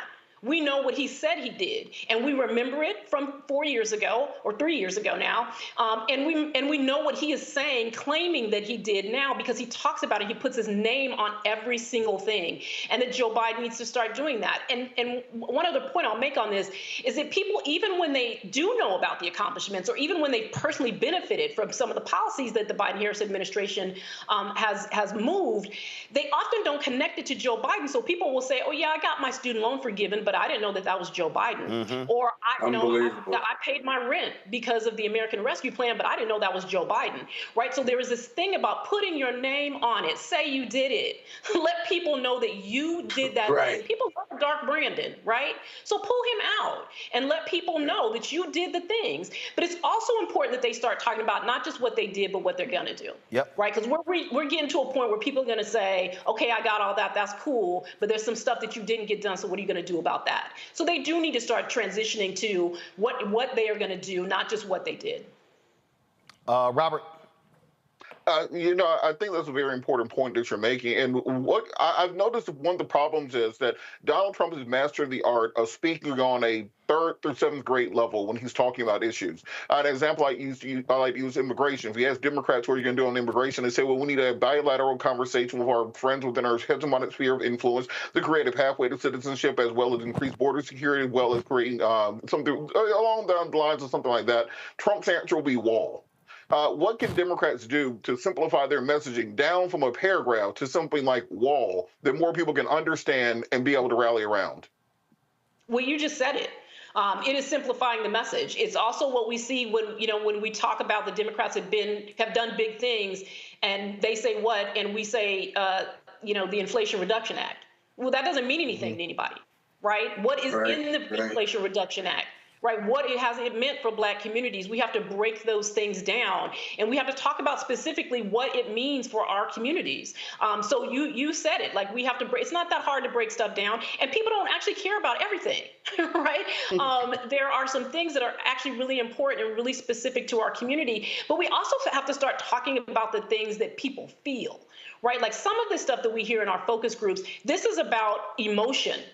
Right? When a woman in a focus group says the hardest thing for me to do right now is buy food for my daughter, that is unsettling, right? That woman is feeling something very deeply. She's afraid, right? And they have to begin to speak to that too. And that's part of what Trump does as well. So when you talk about immigration, what he's doing is stirring up fear in people. Right. And I know Democrats don't want to do that in that way, nor should they. Need to be careful about using rhetoric that is more divisive than is about bringing people together. But people are feeling very unstable right now. People are scared. Right. That thing about what's the greatest threat to the Black community, number one, Donald Trump. People are scared. Right. They're terrified of another Trump re-election. So Democrats need to talk in ways that people can understand. They need to break down these big things for people so that they can see how it benefited them. And they need to talk more about what they're going to do on things that haven't been addressed yet. If people want to look at the poll itself and all information, where can they go to see it? Then go to blackpac.com. All right, blackpac.com, blackpac.com. Adrian, we appreciate it. Thank you so very much. Thank you so much for having me. All right, folks, real quick break. We come back. Robert's running for office, and Megyn Kelly, she think he a flaming liberal. We're going to discuss that real quick when we come back. Roland Martin Unfiltered on the Black Star Network. Grow your business or career with Grow with Google's wide range of online courses, digital training, and tools. Gain in-demand job skills with flexible online training programs designed to put you on the fast track to jobs in high-growth fields. No experience is necessary. Learn at your own pace. Complete the online certificate program on your own terms. Stand out to employers, get on a path to in-demand jobs, and connect with top employers who are currently hiring. Take one professional career certificate program or all 6. Earn a Google Career Certificate to prepare for a job in a high-growth field like data analytics, project management, UX design, cybersecurity, and more. All professional career certificate programs must be completed by December 31st, 2024. Scan the QR code to complete the application. There are 1,000 scholarships available. Grow with Google and J. Hood and Associates. Be job ready and qualify for in-demand jobs. Bruce Smith, creator and executive producer of the Proud Family, Louder and Prouder, and you're watching Roland Martin Unfiltered.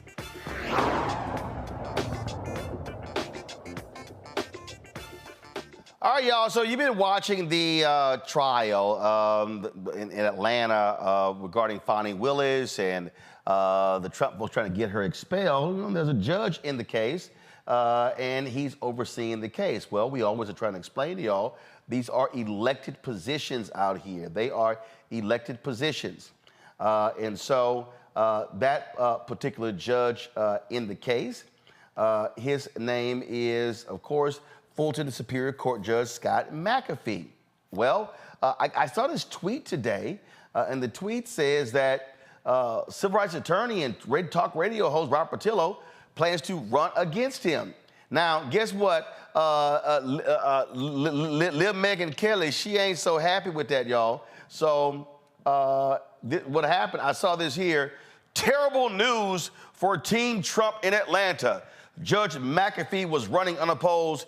Now you get a Jesse Jackson disciple challenging him in a district that went 73% for Biden. McAfee is going to need a rock-solid spine to disqualify Fani Willis now. All right, well, first, Robert, are you running? Is this true? This is indeed true. I will be filing my qualification paperwork on Friday. We're supposed to make the big announcement Friday, but this leaked to the press, so, Atlanta media is going to run with it. But yes, we are indeed filing. We're going to qualify. We're going to race, and we're going to win this race. Not because of the Fani Willis case, but for the exact what Megyn Kelly said. This political spin that has happened to the Fulton County Court, where people think that you need to have a rock-solid backbone to stand up for Trump. We need judges who stand up for the rule of law, not for a particular political party. So first of all, what I thought was hilarious, yes, you did work for Rainbow Push, but boy, she got you down as, he gonna come out with, it's gonna be Dashiki Reverend Jackson, Afro Reverend Jackson. I guess Megyn ain't never Googled you to understand your views on the Second Amendment and stuff like that.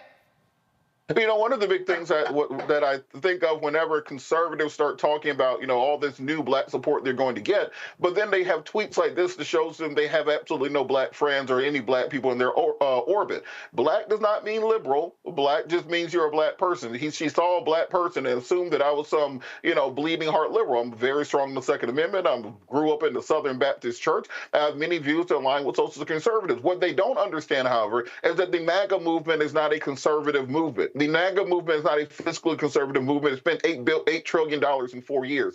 The MAGA movement is not a Christian conservative movement, somebody who has 5 kids by 3 different women. The MAGA movement is not a family values-related movement, someone who had to pay a porn star $130,000. When we're talking about conservative values, we actually have to stand on those values. And regardless of what Megyn Kelly and any other Trumpites want to call me, the entire conceptualization has to be about putting the rule of law above the person. That we are a nation of laws, not a nation of individuals. And once they get back to those constitutional principles, they will understand what an actual moderate, centrist, middle-of-the-road judge does, which is simply be an umpire calling balls and strikes, enforcing the rules, and making sure the courts operate appropriately.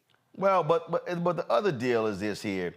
Folk like Megyn Kelly, they don't know jack about black people. They don't even realize that black people, depending upon where you grew up, could be conservative in their thoughts and views, but we vote Democrat based upon those public policy. And so that's why I got a kick out of her dumb tweet. And again, and the thing is, she ain't the brightest bulb in a dark room. And she should know better as a so-called lawyer to understand one's background and to learn how to do some research before you open your mouth. Well, I think a big thing is also understanding exactly what is at stake in this case, because in this election, because it's not about the Fani Willis case. It's about looking at a judicial system that has been broken. Where I've been in courthouses and in the Fulton County Courthouse for the last 15 plus years, seeing the inefficiencies that exist, and the fact that Donald Trump, because he's a former president and a billionaire and has the complexion for protection, can get his case into court, into hearings within 3 or 4 months, and you have people who are languishing there, whose cases have been stuck for 3, 4, 5 years waiting disposition, where you have an overburdened system where you're not getting actual justice, you're getting just a mill to pump out plea bargains, whether someone is guilty or not, where we're concentrating on jailing young offenders as opposed to putting in place restorative justice programs that will make sure that we get them out of the criminal justice system and into the actual workforce so they can be productive members of our society. So more so, I know they want to focus on this the Willis case, but in reality, what we have to look on is fixing a system that is broken from the inside out. And a lot of us who have been activists on the outside, I'm encouraging you to become part of the inside. Do the hard work, get in the arena, run those races, win those races, make the change from the inside out. So you were looking at this office before this trial even started? Correct. I was looking at this office from the time before McAfee was even appointed over a year ago. It just so happens that now he's up for a full election, and that's the seat that is open. It wasn't spurned on by this particular case, as many people want to make it about. They would know these things if they actually called and asked me before starting to write articles and sending out tweets and press releases that this is a far bigger issue than any one particular case. But this case shines a spotlight on what happens when you have inexperienced judges. Remember, Judge McAfee is, I think, only 34, 35 years old.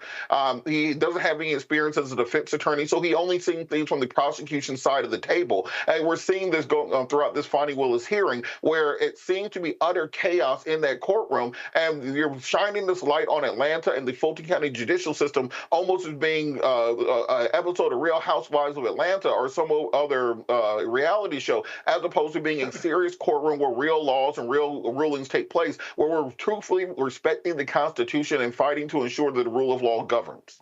And to your point, go to my iPad. I mean, this is the resume of Judge McAfee. Graduate of Emory Law School, Inspector General for the Georgia Office of the State Inspector General, Assistant U.S. Attorney, Assistant DA, and you're right, not a defense attorney, anything along those lines. I'm sure your fellow panelists have some questions before you go. So let's see here. Oh, I guess we'll let the other lawyers ask a question first.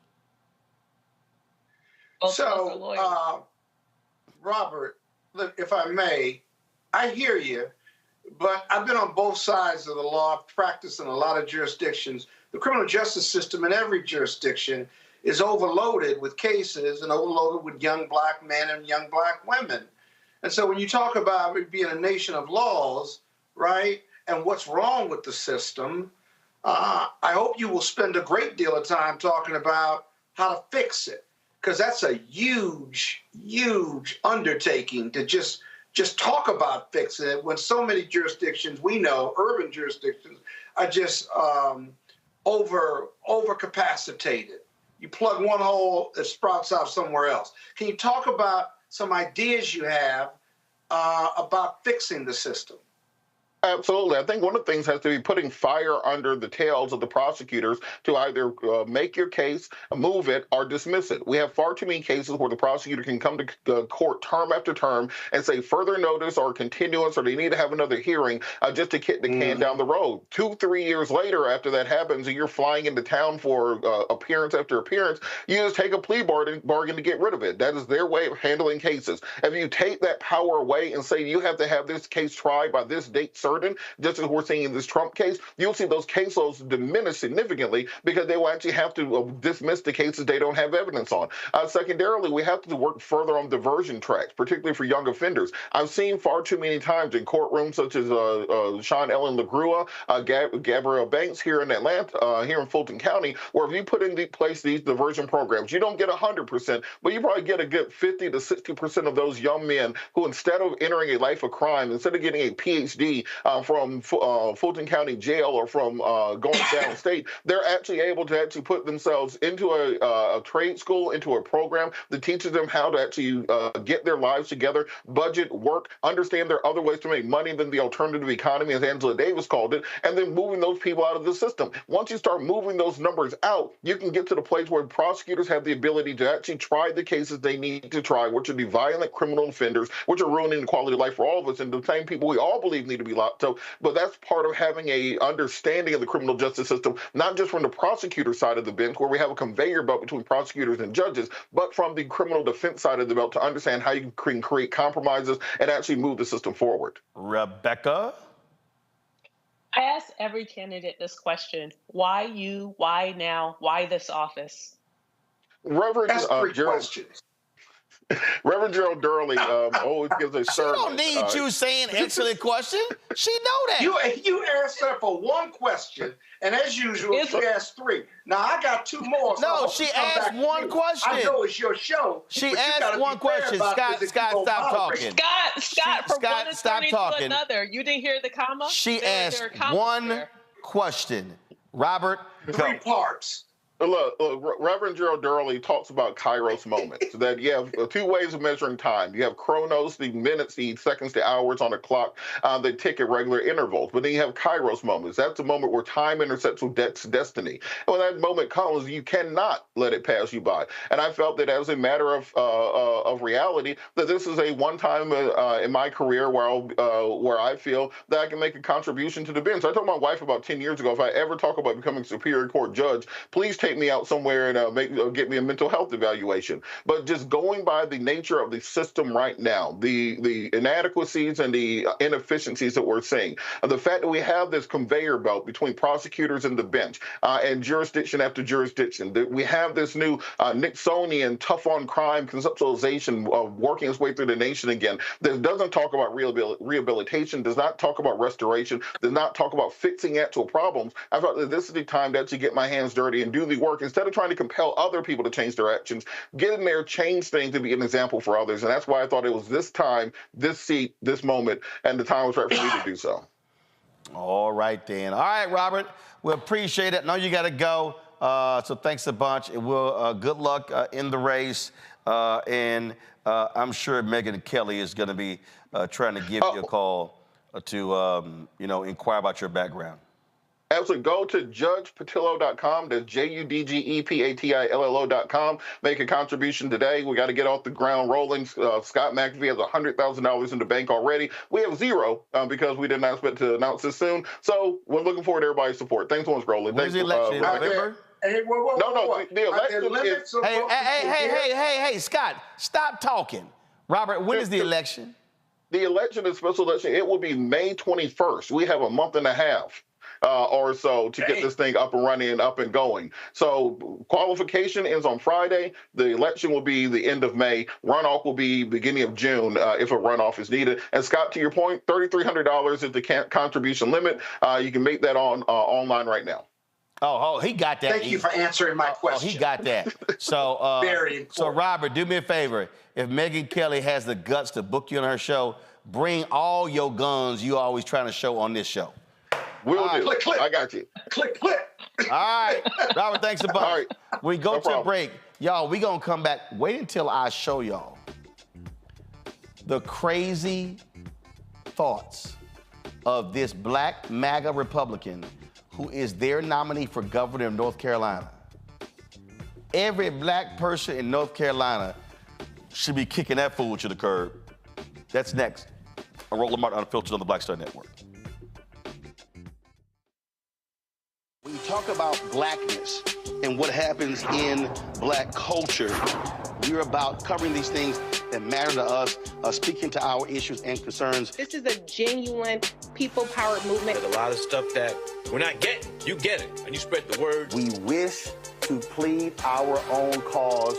Too long have others spoken for us. We cannot tell our own story if we can't pay for it. This is about covering us. Invest in black-owned media. Your dollars matter.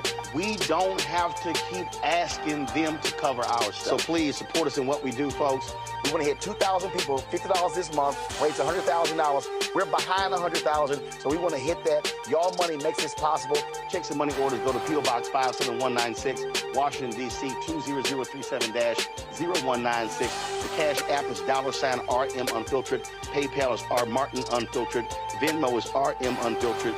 Zelle is Roland@RolandSMartin.com. Me, Sherry Shepard, and you know what you're watching, Roland Martin Unfiltered.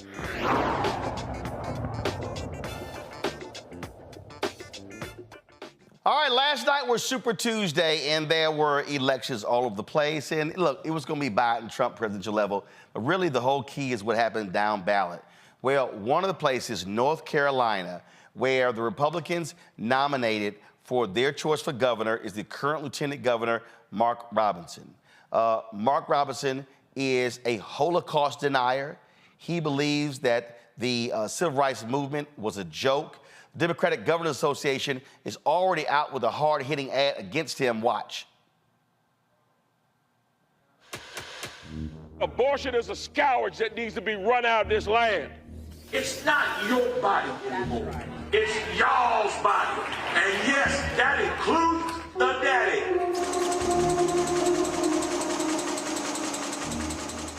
many things were lost during the civil rights movement. So many freedoms were lost during the civil rights movement that shouldn't have been lost. I'd love to pass a law that restricts abortion. We could pass a bill saying you can't have an abortion in North Carolina for any reason. This little minor thing happens in January. Oh, rights are horrible. If there's a movement in this country that is demonic and that is full of the spirit of Antichrist, it is the transgender movement. Homosexuality, any of that filth. And yes, I called it filth. Abortion is a scourge that needs to be run out of this land.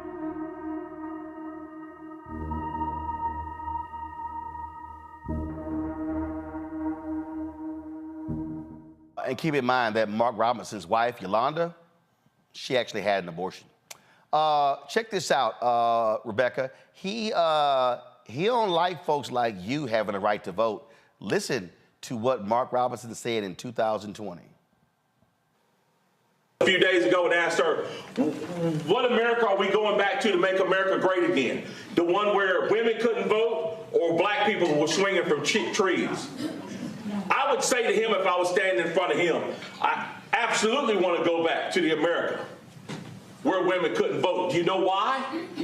Because in those days, we had people who fought for real social change, and they were called Republicans. A few days ago and asked her. So Mark Robinson wants to go back to the days, Rebecca, where people like you couldn't vote. So... Right. I think both. I think both Scott and I don't even know where to begin because there's so much. I've been watching clips about him and just watching a clown down in North Carolina. Here's the thing. I thought Herschel Walker was bad last cycle. But what is really bad is that this guy has actually, and this is also what's sad too, he is, I think, the first Black person since Reconstruction who's been elected, I think, statewide in North Carolina, which is insane. Well, you know, and that's from either party, Republican or Democrat. The thing about Robinson is, as much as he wants to invoke that the Republican Party is good for Black people, not this Republican Party. If we were going back to the Republican Party that actually did stuff to promote civil rights, did stuff to protect the Black community and advance the Black community, at that time, I think they were called radical Republicans. But he is not a radical Republican. And so a lot of the stuff that he's saying is very nonsensical. This is once again why I wish North Carolina Democrats would have got behind Cherie Beasley and would have made sure that she would have had statewide office, because North Carolina needs a counter to what's going to happen with Mark Robinson. I don't know very much about the Democratic candidate who's going to be running against him, but from past the Democratic candidate is Josh Stein, and Josh Stein is the current Attorney General. Oh, right. Okay. Right. I don't know much about him. Which also, you know, I don't even know if that's my problem or if that's his problem. But what my concern is that race is going to become an issue in this campaign. I don't know that Stein is going to be able to deal with those issues of race. And there could be a possibility that Mark Robinson would be able to get enough Black support in order to win. Like, it's sad because this guy, in my opinion, his ideologies are dangerous for Black people in North Carolina, but I don't know that the Democratic Party has an effective answer to shut it down. This is what Trump said about his buddy Mark Robinson. Scott, you're gonna love this. But, you know, I heard him coming in on the plane. I was listening, and I said to the people on the plane, watch this. This is Martin Luther King on steroids, okay? Now, I told that to Mark. I said, I think you're better than Martin Luther King. I think you are Martin Luther King ×2. And he looked at me, and I wasn't sure, was he angry because that's a terrible thing to say, or was he complimented? I have never figured it out. But I'm telling you, he's one of, right? When I said that to you, you looked like, I don't know if I like that comment. You should like it, because you are outstanding, and you're going to be the next governor, so that's going to be very cool. Scott, take it away. Why you ask me questions about all these ignorant mofos? I mean, I don't even know why we. I asked. No, first of all, let's be clear. Well, hold on. No, wait, Scott. He is. Let me be very clear. He is the Republican nominee for governor. I know. No, Joe Biden lost North Carolina by 2.5 points in 2020. The incumbent governor, Roy Cooper, is not running. Mark Robinson is the current lieutenant governor. Mark Robinson can win. So this is real. Yeah, it's real. It's called real ignorance. But let me ask you something. What does going back to radical Republicans to make America great again have to do with why women shouldn't vote? I don't understand his connection there. He went from A to Z. What does that have to do with women? He don't want women to vote, and that's his explanation. I mean, it makes no sense. I think you're right. He's dangerous. And one other thing, because he's black, and a lot of black people in North Carolina and a lot of other jurisdictions will vote for somebody because they're black, because they haven't seen anybody, a black governor in North Carolina. That's a powerful selling message. Martin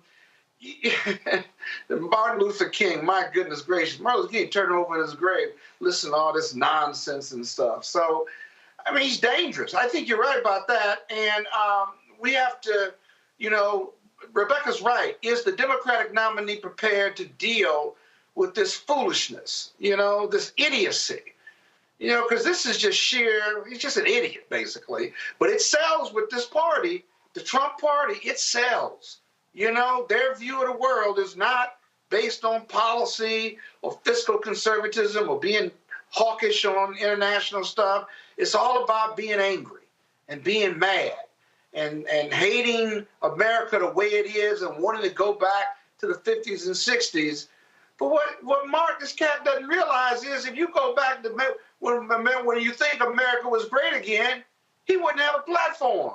He wouldn't be running for anything. He'd be silenced. So what is he talking about? Well, it's just ignorance, man. He's an idiot. They love him. Real quick, Josh Stein dropped this video, and so let's go ahead and y'all have it in the control room, the Josh Stein video. Go ahead and play it. Here's something else I'm not supposed to say. If I had all the power right now, let's say I was the governor, I had a willing legislature, we could pass a bill saying you can't have an abortion in North Carolina for any reason. We've got it down to 12 weeks. The next goal is to get it down to 6 and just keep moving from there. Yeah, I'd love to pass a law that restricts abortion. Abortion is a scourge that needs to be run out of this land. It's not your body anymore. It's y'all's body. And yes, that includes the daddy. Called to be led by men, but when it was time to face down Goliath, sent David, not DeVita, David. Homosexuality, any of that filth. And yes, I call it filth. Do not turn your children over to these wicked people. I got them AR-15s in case the government gets too big for its britches. Because I'm going to fill the backside of them britches with some lead. Someone who thinks that women do not have a place in our society, who thinks the Holocaust didn't exist, who thinks that the civil rights movement was about nothing. I would not support someone who thinks that way. A vote for Mark Robinson might feel good because you think he might win the primary, but his outrageous and bigoted statements will make him a loser and unelectable.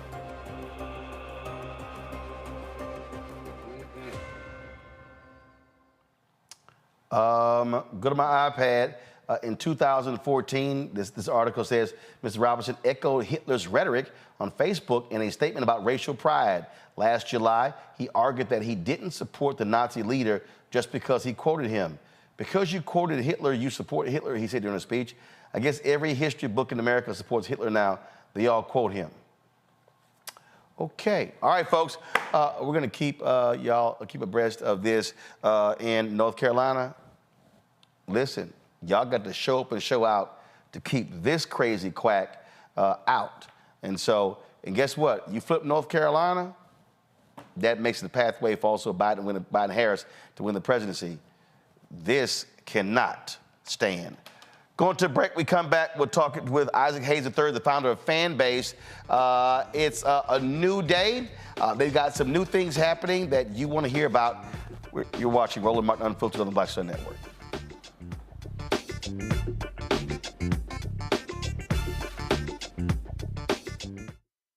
For the last 15 or maybe 16 years, 18 years, I'll say, since when I moved to LA, I hadn't had a break. I hadn't had a vacation, probably a week vacation here or there. Right. This year, after I got finished doing Queen Sugar and we wrapped it out, because I knew I had 2 TV shows coming on at the same time, I said, I'm going to take a little break. So I've been on break for the first time, and I can afford it now. Praise God. You know what I'm saying? Right. So I can afford it. I'm like, I can sit back and ain't got nothing to worry about, man. But this was the first time in almost in 2 decades that I've actually had time to sit back and smell the roses.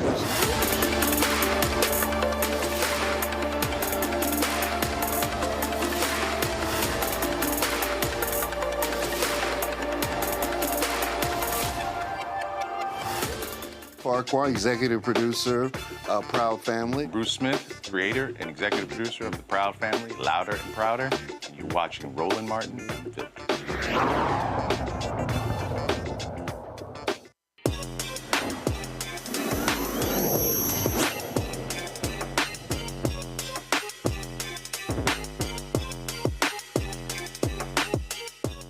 All right, folks, we've talked a lot on the show about the social media app Fanbase. I got it up right here, so if you go to my iPad, you'll see here my account on Fanbase, which is Roland S. Martin, and so you can check it out. And so, like for instance, right here, you can post photos and different things along those lines. You could do a story, you could go live. You got flicks, and you've got audio chat rooms, and then you got what is Plus here. So, what's the latest happening with Fanbase? Isaac Hayes III, he is the founder of the app. He joins us right now. All right, Isaac, what you been cooking up? Got you on mute. A $17 million. All right, let's start over. You on mute. Start over. I'm on mute. You can't hear me? No. We're here now. We hear you now. Okay. We just launched a $17 million equity crowdfund, reggae crowdfund on Start Engine for Fanbase. This is unprecedented. We are raising $17 million, and we're allowing the general public to invest. Fanbase has already raised $10 million in the first 3 or 4 years through equity crowdfunding in what we call a Reg CF. But now we're raising $17 million so we can scale the company faster. We have over 570,000 users now, 190 countries on iOS and Android. Our revenue doubled 100% from 2022 to 2023. And so it's time to scale the company. And we're making this offer available for anyone to invest on Start Engine. So you can go to startengine.com/fanbase to invest. The minimum to invest is $399. And the current valuation of Fanbase has now grown to $160 million. And Fanbase is the most successful Black-founded app since Black Planet in the year 2000. So we've done an enormous amount, and I've done this pretty much independently without venture capital. I've always wanted the people to own part of the platform. So I've always wanted the users, the content creators, and our culture and our community to own part of this platform. So I'm excited to be able to do that. And we have a lot kind of coming this year. We just launched also branded audio on web. So you can listen to any audio room on Fanbase without even having to download the app. If you find a clickable link to the app, anybody shares a link like anybody, you can listen on your phone, listen on your laptop, or you can download the app if you want to listen as well. So there's a lot of cool functionality that we're building into the platform. So if I'm on the app right now, so I obviously do a post. I can do a post a photo, things along those lines. I can do a story. I can literally go live on. What's Flicks? What's that? So Flicks is short form video, kind of like our version of what TikTok or Reels could be. You can post short videos up to about 3 minutes long. Add music, add effects, text, be creative, and do that. And then audio, again, is audio chat room. So if you're familiar with Spaces, that's on Twitter or Clubhouse, where you just, you can get in a room, have conversations. We have camps on Fanbase that talk about a great many things, great subjects, relationships, finance, religion, all these things that, that people have conversations about. So we do that as well. And then we have Fanbase Plus, which is like our version of like YouTube/Netflix. So you can upload up to 2 hours worth of content, put it behind a paywall, or for free. Fanbase is free to download and free to use. So I wanted to make sure that we had, that kind of stuff available for everybody. That's right now we're looking at this audio. So you're saying right now, go to my phone, y'all. So let's say upload video. So let's just say I had an hour interview and I wanted to put it behind a paywall, and I can set whatever price I want for people to be able to watch that video. And then if it's $1.99, then if they want to watch it, that's what they pay, right? Yeah, well, it's subscription based. So think of yourself as being your own Netflix. So you can charge anywhere from $2.99 a month to $99.99 a month for content you create.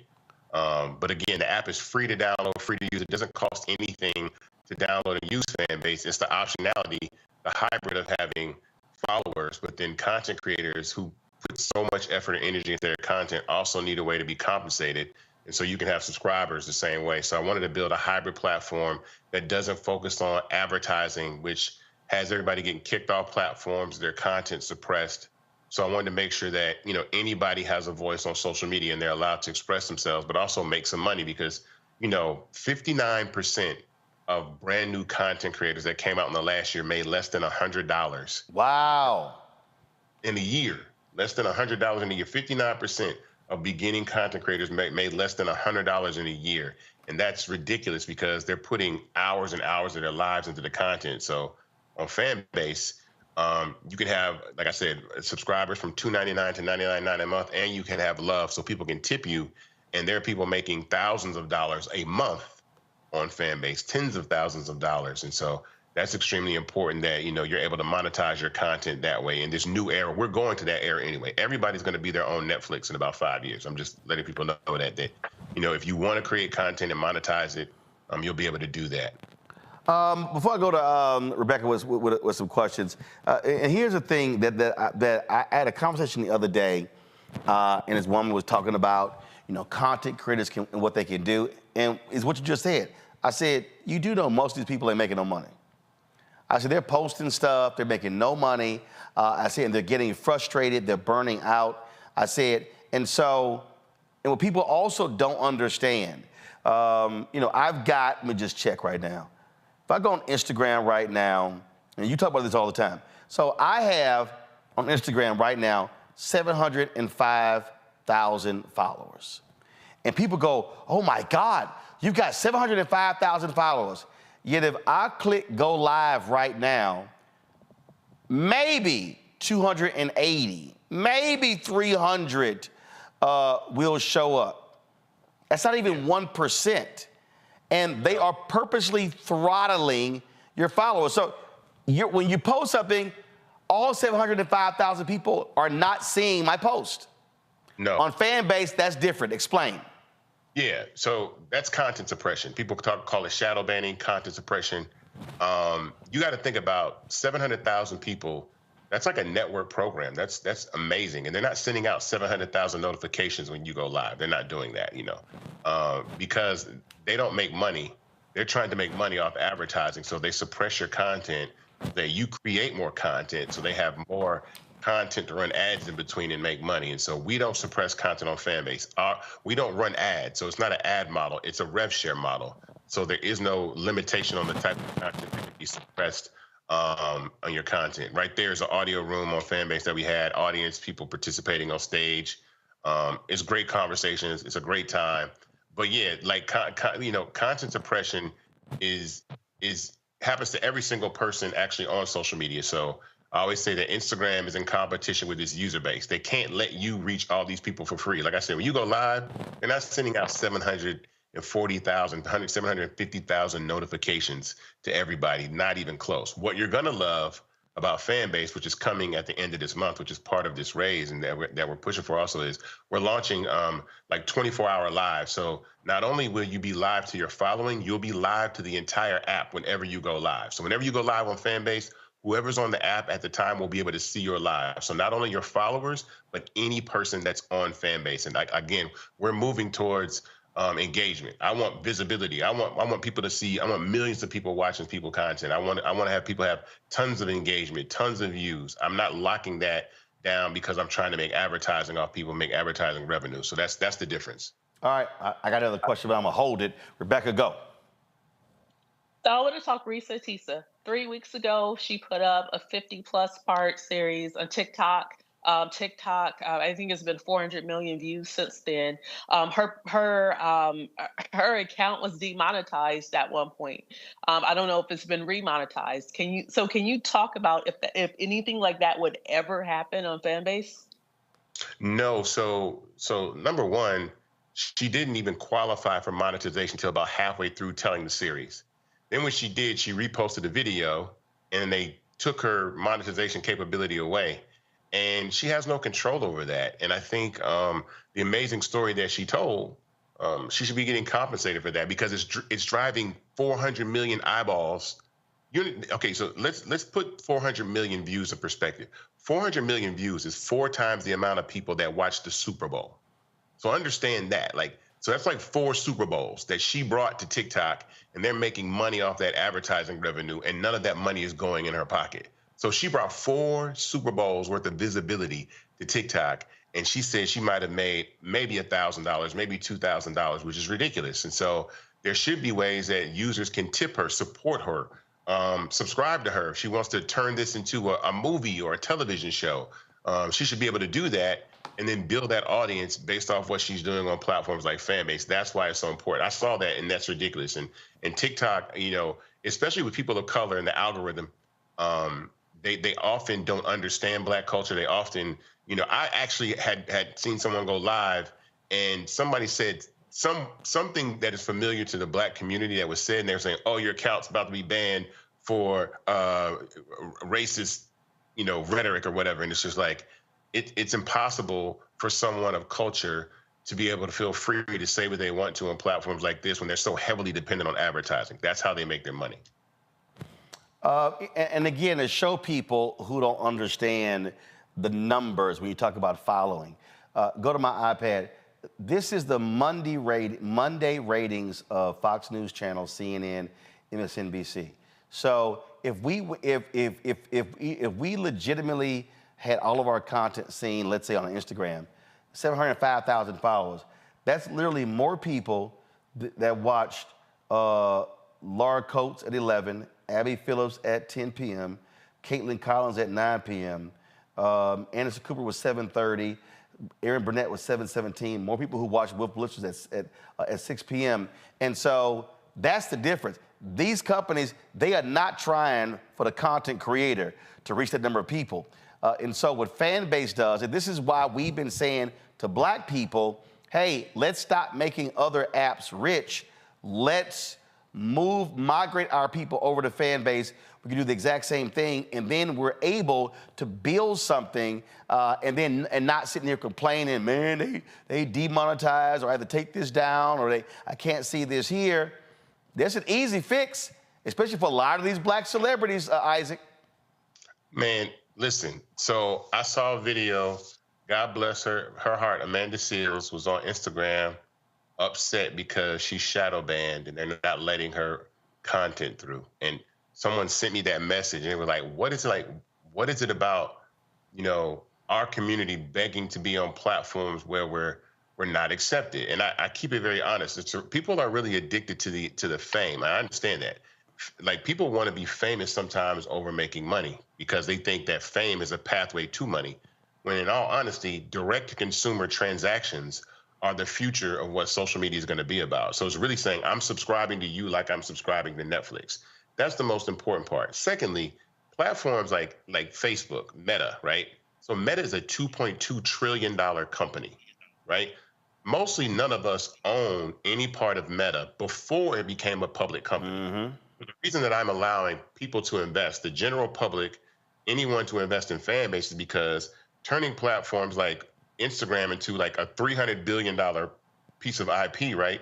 Imagine you own part of a $300 billion piece of IP, something like Instagram, if you could have invested in it 10, 15 years ago when it came out, when it started about in 2010, 13 years ago when it came out. So we make these platforms popular. Risa Tisa, Kai Cenat, like Drewski, like all this content that we make, bring all these eyeballs that run ads and make money, but nobody has any equity. The entire play for Fanbase is an equity play for every content creator, every person on the planet that feels left out, that wants to own a piece of something, not after the company's gone public and is worth billions and billions of dollars, but really get the return of actually having ownership of something that scales and grows by simply using the platform. So Risa Tisa could come to Fanbase, buy some shares, and say, you know what, I'm going to start telling my content, my stories over there, and she actually owns part of the company, and she can monetize on the front end. So I don't think, we've never been here before. No one is doing anything like this. I can openly say none of the major social networks have ever allowed the public to invest in them before institutional investors. Institutional investors are the big boys that come in and take, put 5 million in a round, 10 million in a round, and then they have large chunks of the company, right, that wind up being worth millions and billions of dollars. But the general public never sees any of that. So that's the main reason why I want people to invest in Fanbase. Like I said, go to startengine.com/fanbase to invest, buy some shares. I've done this. I'm the first black man ever. This is all history. I'm the first black man ever to raise $10 million in Reg CF crowdfunding. It's never been done before. Now I've gone up and said, I'm going to raise $17 million. And we want to raise this money really fast, Roland. The importance of, I don't doubt that we can raise $17 million. We're going to raise $17 million. How fast we raise $17 million is important, because now we can spend more to develop the app more, bring more functionality, bring more to marketing, hire more personnel, really bolster up the app. This is a modern marvel of what we've been able to do with the small team that we had of a black tech startup founded out of Atlanta, Georgia, built by some amazing people from all over the world, including Argentina. I think that is an incredible effort that we've done, and it's a miracle. It's a living miracle of what Fanbase is, and so I think people should take time to take notice. Like, look around, do your research. Like, find another app that does what Instagram, TikTok, YouTube, Clubhouse, Facebook all does. Black founded, allows you to monetize your content, doesn't suppress your content, and allows you to own part of the company and lets you monetize. You won't find one, because there's never been one. It didn't exist until I invented it. Peer-to-peer in-app purchase subscription. That means the ability to take your phone and press a couple buttons and subscribe to a person like you subscribe to Netflix or Spotify did not exist until I invented that. And now every app that you see, if you see subscriptions on Twitter, subscriptions on YouTube, subscriptions on Instagram, subscriptions on TikTok, and you can use a face scan or a fingerprint to subscribe to someone, they got that from me. That is complete confirmation that it didn't exist. And so that's the thing that I say all the time, is like, tech is also about ideas and then money, the ability to ideate on those ideas. So I said, oh, okay, well, I know that young people in black culture have all the ideas. All I need is the money. But I'm going to let everybody else own a part of the company too. So that's the significance of what we're doing with Fanbase. And so this is the most important, critical moment of the company, because this is going to catapult us past 1 million users, I believe. We have over 570,000 users. We're in 190 countries on iOS and Android. We're on the web. We're doing amazing things. But this is a very, very pivotal moment in the history of this company. And I really want everybody to be a part of it by investing. And for the people who are always saying, man, we need to have our own. This is it. This is it. This is a black founded company, not a black only. I want the entire world on Fanbase. But again, I know that I can build anything that Meta can build, anything that TikTok can build. But what I know, we all know, is they can't build black culture.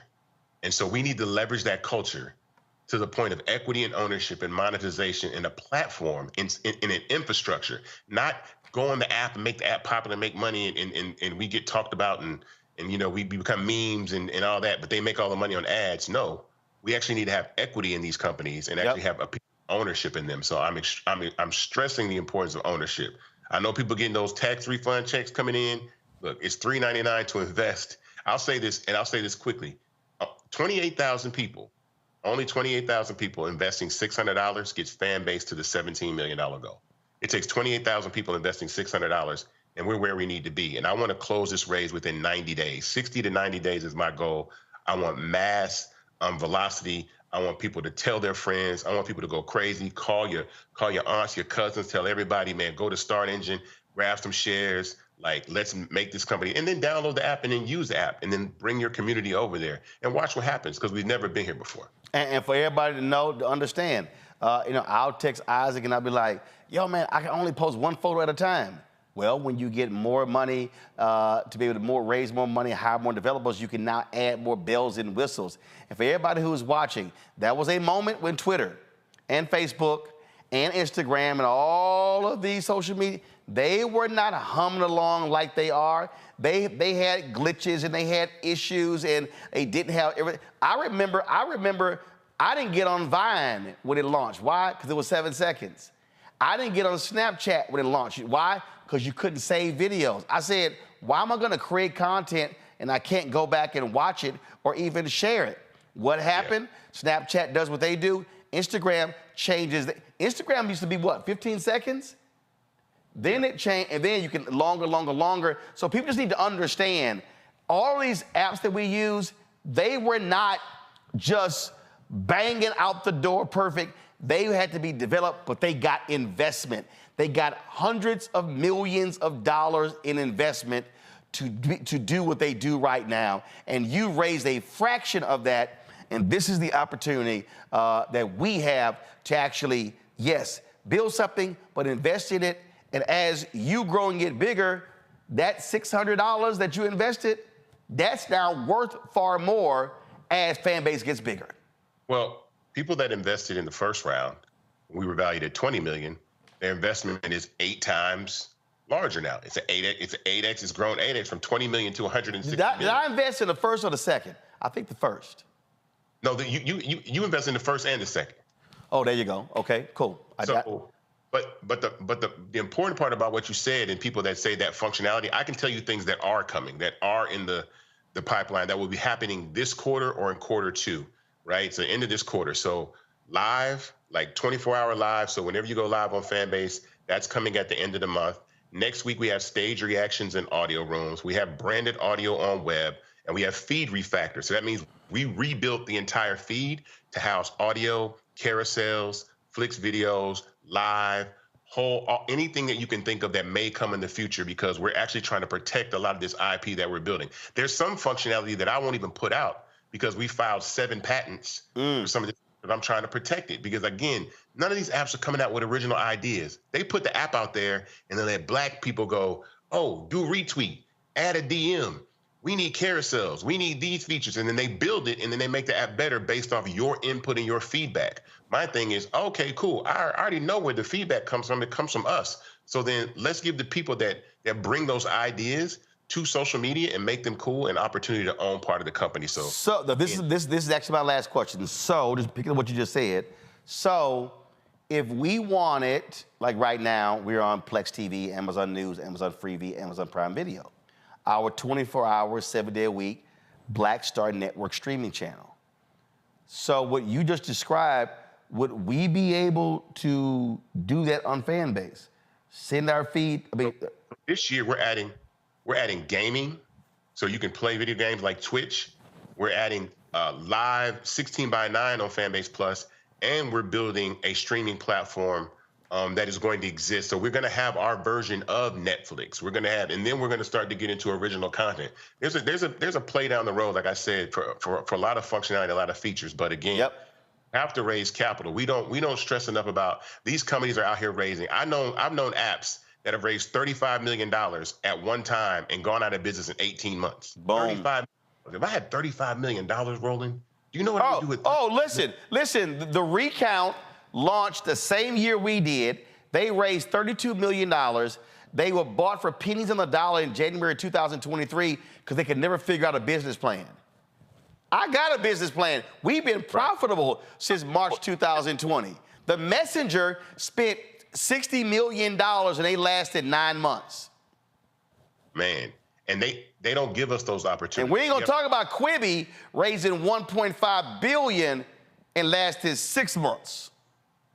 Bro, I'm telling you, and the problem is that they always have these rules and regulations, especially for black founders. Like you see what's going on with Ari and Simone. You see the attack on DEI, diversity, equity, inclusion. You see Issa Rae being upset that rap shit got canceled off HBO. You see us saying like, look, we get canceled. We bring all this culture, but then where's the fair opportunity for us to really present our culture and have our show succeed, our programs that we want to continue to see on television and love? And so if we don't build infrastructure, Fanbase is infrastructure. It's technology and infrastructure and media. If we're not doing that, we're just wasting our time begging to be accepted in places. And again, I get tagged in posts 5, 10, 15 times a day. You need to come to Fanbase, or I'm getting, I put my hand in my face like, why are y'all arguing to get your page back on TikTok?